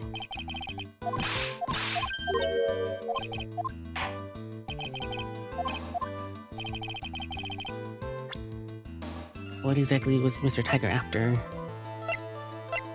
Wait. What was he after? I forgot what. Oh yeah. The CD. Okay, didn't save here. Looks like I could just save here, that's fine. Okay. That way that's done as well. Yeah, it's one of the new generation Pokemon from Scarlet Violet. Hey, they're interesting, but I personally never used it. I always played Scarlet Violet. Okay, save right here.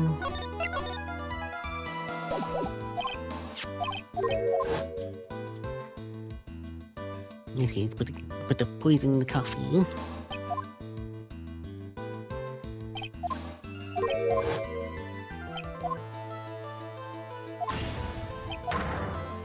So for you personally, you never played anything above Generation 6. Oh wait, Generation 6, that was X and Y. So you never played anything above X and Y. Understandable.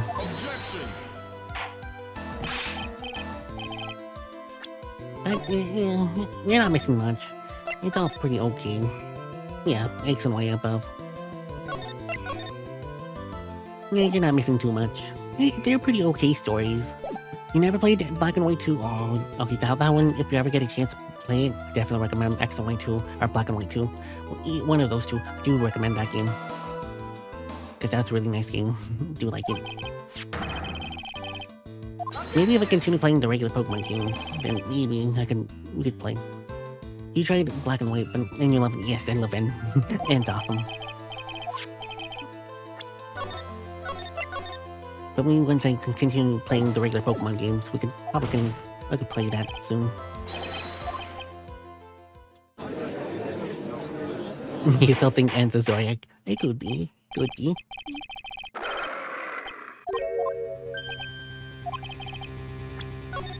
Take care, just in case.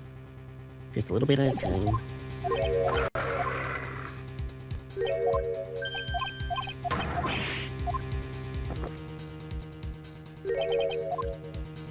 Okay, here we go. Okay, so what trick was it to perform to frame the cues? What trick? Because he can understand Pokemon, he had a weird behavior, and Zodiac can shapeshift. True. There was also one episode where, in the anime, where there was a Zodiac that impersonated Jenny. But yeah, it's probably true. So there's a probability that N could be a Zodiac. Because in one of the episodes, I forget what season, but there was a Zodiac that impersonated Nurse Joy for quite some time in like a remote Pokemon center. So it's probably possible. Like it could be.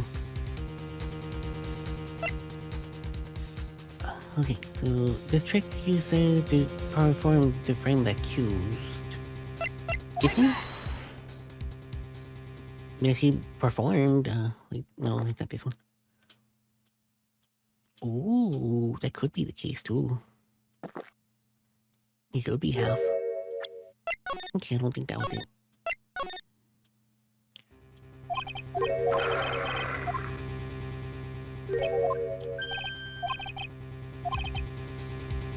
Okay, from here.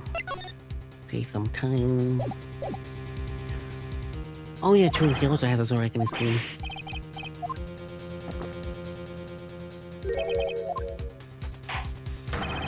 What is the trick you see Mr. Tiger performed to frame the cues? What trick is it? Trick. The apron? No. No, it's not the apron.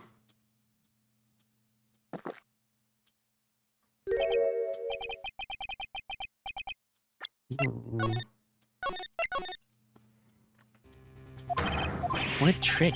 Just another one, Mr. Right. Interesting. Why don't you feel the scene? Try it. What is the trick you see the trigger perform to frame the cues? The trick.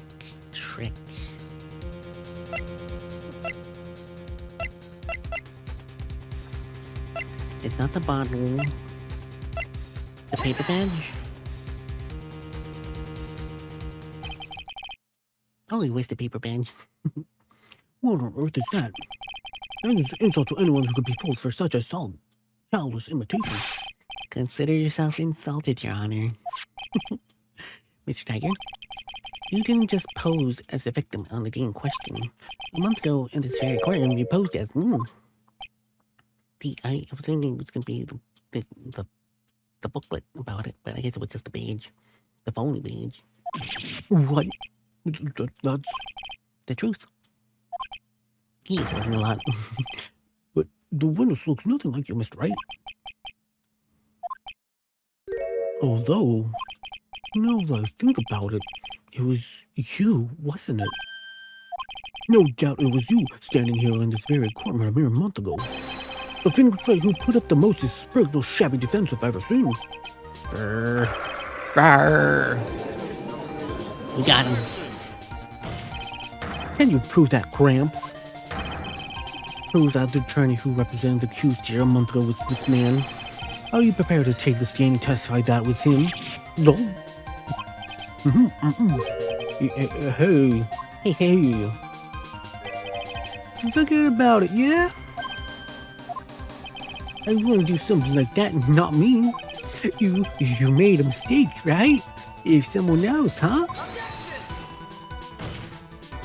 Have you no pride, sir?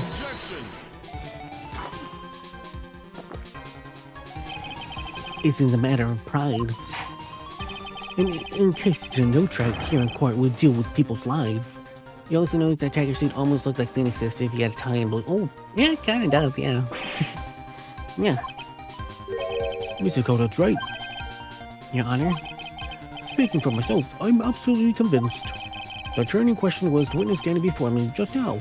However, I pursued over the court, the judge, with the vast power at hand to a verdict. Someone in my positions cannot be swayed by memory without evidence to support it. No! Oh, dang it. If the defense has no further evidence, the court will now exclude the witness. The statements surrounding the tiger are dubious for sure, but not conclusive. But worst come so far. You say he impersonated Glenn. You say he impersonated you. But none of that adds up to murder charges. You don't have a shred of evidence that the witness poisoned the victim's coffee. Yeah, the judge is very coward. Huh.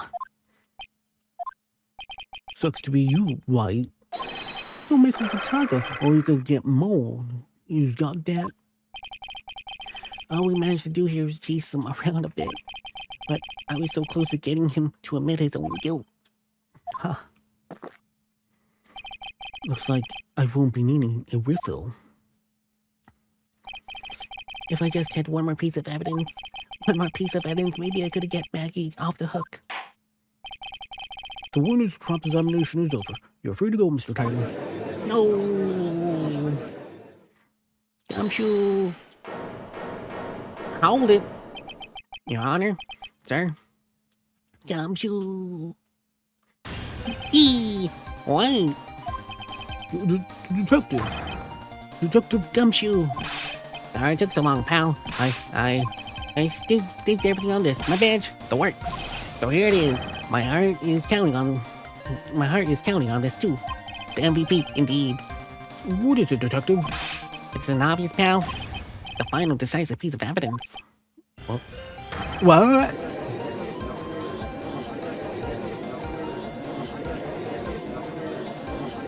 Gumshoe. You did it. Hopefully. Sorry it took so long, pal, but I finally got the results from the lab. The results? Yep, the prints, pal, from the medicine bottle. Oh, and so, do you know whose prints it belong now? Do you think I'm some kind of hack detective? Of course I do know. So, tell us, there are tigers on it, right? I knew it. You bet. The clear as crystal all over the bottle. There are a few tigers' paw prints, alright? That's great, we got him now, Nick. Wait, what's wrong with you? You've hardly said any words since Detective Gumshoe got here. He laid everything on the line for us, Nick. No, look, I'm sorry. This is kind of hard to say, but it really doesn't make any difference whose prints are on the bottle now. Huh? What? Well, why not? We need to pursue... What we need is to pursue on the stage in the trial is refutable evidence that the tiger put poison in Glenn's coffee. He already admitted that he met the victim. The fact that the prints are on this bottle, it really doesn't make any difference now. No. I knew it. No matter how hard I try, it never have any use. Hey, don't be so hard on yourself. That was the last chance to help Maggie. And I've been working on the same piece of evidence on the whole time. That's alright. I really am a user. I'll breaking the news to me, pal. Detective? Gumshoe? Maggie? You been working on something for me? Sorry to let you down, Maggie. I knew you didn't do it. And I'm a detective. We're supposed to be able to prove stuff like that. I'm really sorry. I'll get out of your hands now. Detective Gumshoe, wait. He's gone. Isn't there anything else we could do, Nick? Wish there was. Don't you work so hard to get that evidence? If only there was some way I could use it. I don't get why it's not solid evidence if I guess the killer because his fingerprints on the bottle. True, that's true. He has no reason to hold the bottle in the first place. Don't make sense. Oh hey Matthew, how you doing? Hopefully you're having a good day. Oh, welcome. Hope your brother's feeling alright. Last time you told me that your brother wasn't feeling good. Hopefully he's feeling better. But hopefully you're good too. Mr. Wright, Yes, Your Honor. are you going to your recess so you could prepare this decisive evidence you discovered? Yes. Don't keep us all in suspense, try show us. Naturally, we can assume the evidence will actually stand up in court, can we? Think, Phoenix. Don't let Gumshoe work hard. Hard work go to waste. How much more of my time you gonna waste? I ain't got no time to be in court before, but you lawyers sure know how to blow things out of proportion. No doubt, given the theater of the evidence, you speak for itself. Nevertheless, you talk us through it, Mr. Wright. Well, now I can provide anything new with this evidence. I'm really backing into a corner here. But maybe if he thinks he got me beat, he'll let his guard down a bit. Don't keep us waiting any longer, Mr. Wright. Present the final decisive piece of evidence in the court. Okay. Defense's final piece of evidence. Isn't that the victim's? Your Honor. Naturally, the court is already aware of the contents of the bottle. However, interesting new information came to light. Ooh, you got a 17. Congratulations. We've clearly identified some fingerprints on it. Fingerprints belonging to you, Mr. Tiger. What? But, Mr. Wright, what conclusion are you hoping to draw from this new information? Everyone here knows what this bottle contains, except one man, one person. The courtroom should theoretically be in the dark. My prints on that pink-looking bottle? Is that what you're saying? Well, what the heck is it anyway? A phony trial and a phony lawyer and a phony clue. Everything in this case has been phony. Seems like the perfect excuse for some phony evidence. Mr. Tiger, this is the decisive piece of evidence that will prove your guilt. We should probably save.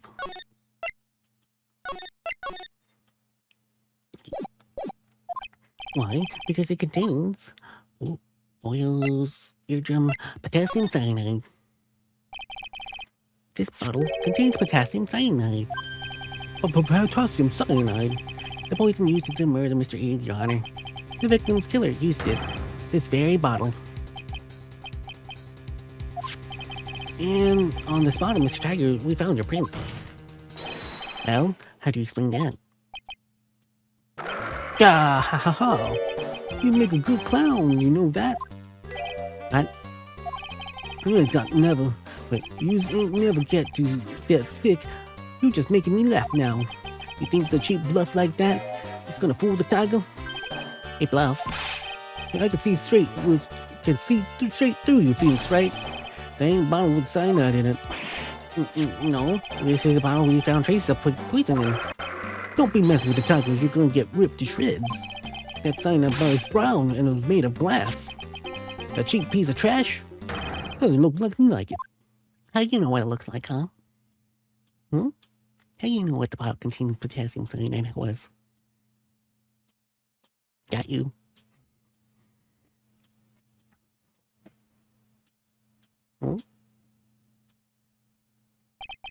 Got him. At last. What? Always ever be gone quiet? What's with that bottle? Oh, this is the bottle you're referring to. Yeah, that's it. That's the bottle cyanide was in. But you ain't got to find my prints on that bottle.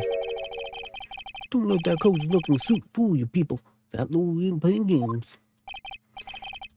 Tell him, prosecutor, that guy, where to go? You still haven't figured it out. Don't you realize what you just said? What I said? What did I say?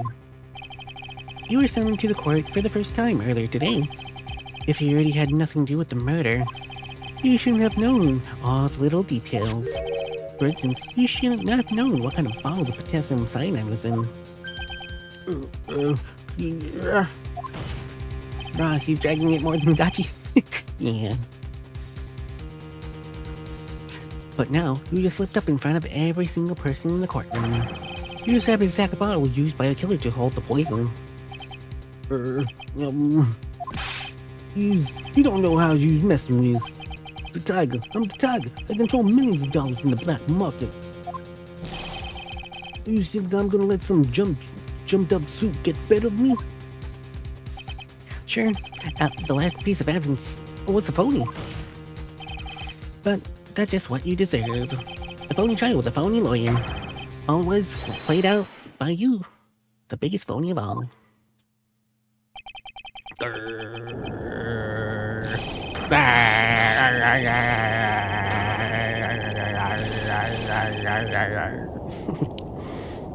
We got him. Uh-oh. He's breaking.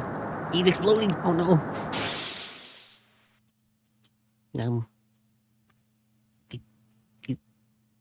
Oh, blackout.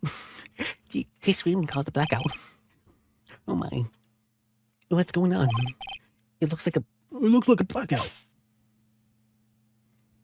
Ooh. Well done. He's little lasers. I saved my 17th cup just for you. I know he's ice. Oh. Favorite. While you watch the police restrain your prey. Poor Phoenix, always getting coffee to the face.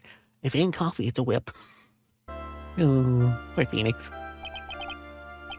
Mr. Wright, you caught a tiger by the toe, but this is one hollers. He won't be let go. Now then, how are things going with Tiger, Mr. Godot? Thank you. He's being arrested on suspicion of murder of Gleam, Your Honor. Fortunately for us, we managed to rectify a grave error. Ms. Boyd was found guilty in the absence of a genuine defense attorney. Yes, she was. And in the absence of genuine evidence, but the tiger made one mistake. Indeed. He was very nearly got away with everything if it wasn't for one slip of the tongue. Here, Tiger's truly frightening criminal. Huh. It's truly frightening one. Is the defense attorney over there? Godot.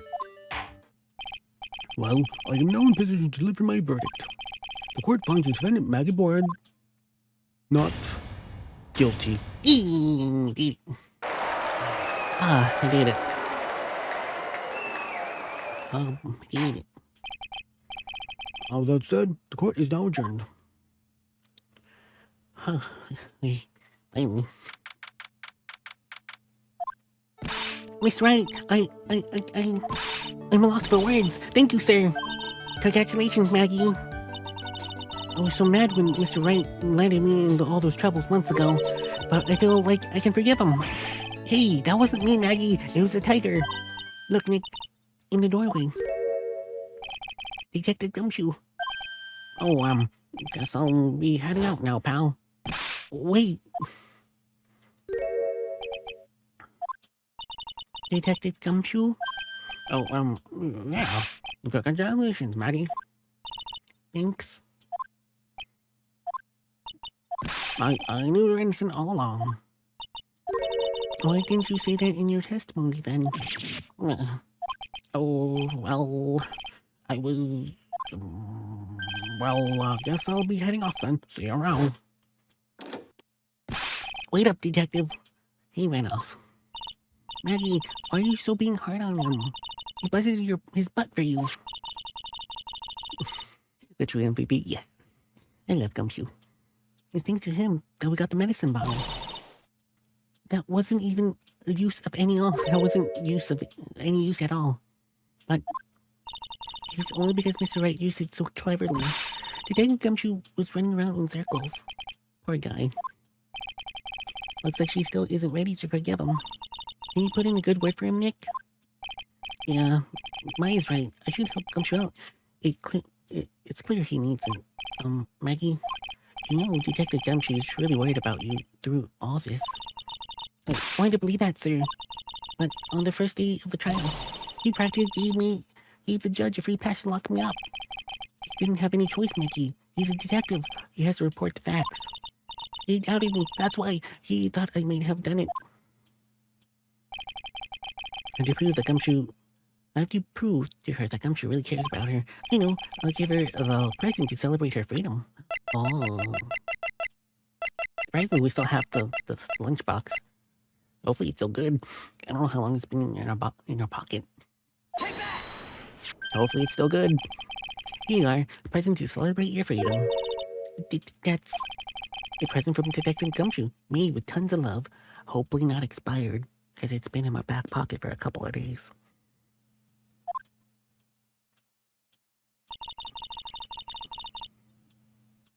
Yes, it can, probably. We'll see. Hey, he said that you lost weight and he was worried about you. Detective Gumshoe? I actually really like wings, you know. Oh, she's hungry. Did you guys hear that? I'm pretty hungry myself, you know. Yeah, the trial dragged on a bit today, didn't it? Is it okay if I eat this now? Sure, go ahead, even though it might be a little old, but it's okay. So, how is it, Maggie? It's really good. It's good that it's still good. Again, I don't know how long it's been in my back pocket. So the case of the phony versus genuine comes to an end. The false allegations surrounding Maggie have all been cleared up. And who knows, maybe the whole new chapter of her life is about to start. Eee. Happy ending. Episode 3, Recipe for Turnout, the end. Episode 3 is over. Oh, Edgeworth. Maybe I'm sure we'll spend more time with her, maybe. Episode. Edgeworth. Edgy. Okay, so let's go ahead and take a sneak peek on what's gonna happen. The girl. Let her go. No, I have to end stream. It's gonna be for next time. I want to see a little sneak peek. Little preview. Shut up. Come closer. 10 more hours since I wish. But I gotta go to bed. Oh. Sorry. But you're not going to get the chance. Bing. Oh. What is this? Seems like an old movie. What's happening? I'm so confused. Phoenix, why is he in the hospital? I've been reading through the file of an old court case. It's the first time of my it was the first case of my mentor, Maya Fane. Faded of data. Picture. Oh. Name, Terry Flawless. Kidnapping, murder. Death penalty. Oh no. After escaping, Flawless met with and then murdered Sergeant Fairley Harthorne, recaptured on Eagle Mountain about 8 hours after his escape. Her very first client was death row inmate who had recently broke out of prison. That was a whole year before Mia and I ever met. Oh. 6 years earlier, Maya Faye's first trial. Oh, we're gonna play her first trial? Ooh, interesting. Yep, it seems like it's gonna be a prequel. I'm so nervous. I'm gonna feel like I'm gonna die until next week. But that'll be next week. So let's go to the title screen. But dang, it's gonna be a prequel. Oh, it's gonna be interesting. But yeah, that was really good. But apparently, the next chapter is gonna be a prequel. But I wonder if this episode of this game is gonna have this might be the last chapter for the game, or there might be a bonus one. No wonder Angie looks young in his costume. Oh, it did? I knew. Really? Let me see. Let me go to new game. Let me see. I want to see. Oh, yeah, he does look a lot younger. You're right. Ooh. Interesting. So we're gonna start with the first case of Mia Fee. Like when Mia helped Phoenix for the first time, and then we're probably gonna end it with Mia's first case. That's gonna be interesting. That's interesting. What if it's a killer? What? No, he can't be no killer. He can't be no killer. No. But yeah. Well, so this might be the last case for this game. Maybe, I don't know. There could be a bonus 5th episode, but I don't know. But we'll see. Because only the first game had the bonus case. Second game only had 4. Yeah, the last game had 4 chapters. So this might be the last chapter for the trilogy. So, ooh. And so we started with the Mia case in the 3rd game, and we're ending it with Mia's case in the last chapter too. So that's going to be pretty interesting. I don't know why he's always in the last chapter. Who knows? But I'm not complaining, as long as you can see more Edgeworth. But yeah. It's gonna be quite the episode next week. We'll see what happens. Alright, so thank you, Zach, for being here. Thank you. I do appreciate it. And thank you, Maddie, for stopping by and saying hi. I do appreciate it. Hope you're doing good. I think that was everyone that showed up today. Yeah, that was everyone today. Okay, so if anyone's lurking, I do appreciate any lurkers. I do appreciate it. Thank you. Alright, if you have any suggestions for raids, that'd be cool. If not, I can try to see if I can find someone. But let's see. Let's see who can raid tonight. If I can find someone. Hopefully I can.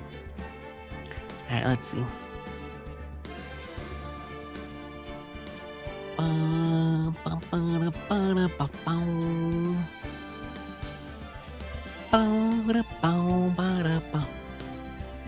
Ooh. I got always someone's stream anniversary. It's Ruto. Oh, Ruto's streaming. I guess we could raid Ruto. I never raided him. Yeah, let's raid Ruto. Apparently it's his stream anniversary too. Ooh, affiliate anniversary at that. Ooh, interesting. I guess I can raid him. Yeah, we haven't raided him, so we'll raid Ruto. He usually stops by and chats with me for a little bit once in a while. So we'll raid him. Alright, so we'll raid Ruto. So thank you, Zach, for being here. I do appreciate it. Thank you. So hopefully tomorrow we'll continue to play our Game Over. So it's finally released today, so I'm excited to replay it tomorrow. So yeah. Alright, so have a good night, and I hope to see you all tomorrow for Game Over. Bye-bye.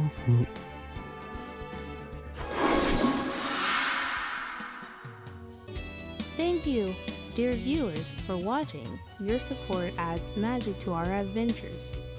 Hope to see you again next time at 11:30 p.m. Pacific time for more enchanting moments. Your presence means everything to us.